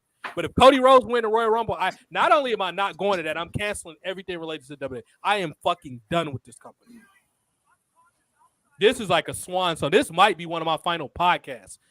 So y'all better enjoy it. And this is why we went so past. And luckily, a lot happened. Jason came back. A lot of shit happened. So y'all better next thing we might talk about, my show at this point might be full with mansplaining and movie reviews. I might be fucking done with wrestling. Because this is a bunch of bullshit right here. Triple Nose showed his true colors. It started with taking the belts off Asuka Alexa Bliss. Then you got these crosses being featured shittily. Then you got the book ugly ass Bailey to have these long ass matches. Wrestling is dying in front of us. It's a fucking dried up corpse at this point. It's pretty close. It's like trying to breathe. And Triple H is the reason for it. I'm going to ease off Shawn Michaels a little bit because he at least let Mandy Rose come out in sexy shorts. I'm pretty sure Triple H cuck ass on because his wife is going to be offended. His ugly ass HGH gorilla ass bitch of a wife will be actually offended by it. I'm positive Triple H would have had fucking Mandy Rose coming out in a burlap sack if it was up to this fucking asshole. I am convinced at this point that Triple H has brain damage from his head hitting the headboard too much when he's getting pegged by Stephanie McMahon. I am fucking convinced that he's retarded. Because the way that this show, him and Mike Kanellis are both had foursomes. Maria was pegging Mike and Triple H was getting pegged by Stephanie.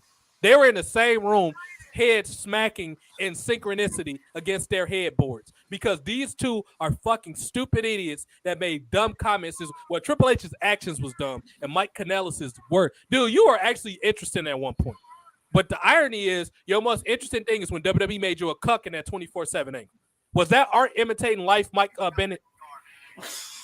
Because you're a stupid fucking asshole. Because you sitting there talking about, we took our infant daughter. No, she's probably a toddler at this point. This innocent little baby to a transgender show and watch her get brainwashed by this fucking agenda sex bullshit. We already mentioned earlier about how these idiots in San Diego think it's okay to have a woman dressed in a penis costume called Paul the Penis in front of kindergartners. Kill yourself. And if anybody's offended at this point, fuck you. I don't know what to tell you.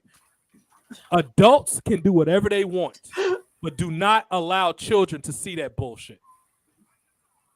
If you got a problem with it, you're a rapist and you're a part of the problem. I'm sorry. You're a sexual predator.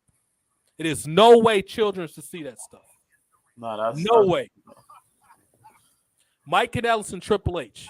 You get the donkey today and fuck you forever. JoJo, you got something for MMA?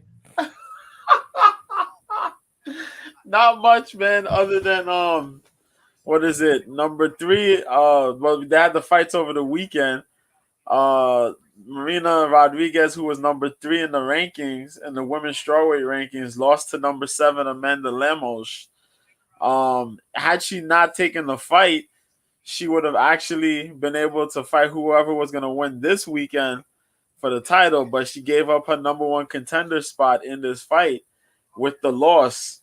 So this weekend, UFC 281, yep, is going to be out here in New York, actually. And I I think what are we doing this at? I think is it MSG? I think it's gonna be at MSG. Yeah. The boy Israel Adesanya, the style bender, he's gonna be facing Alex Pereira.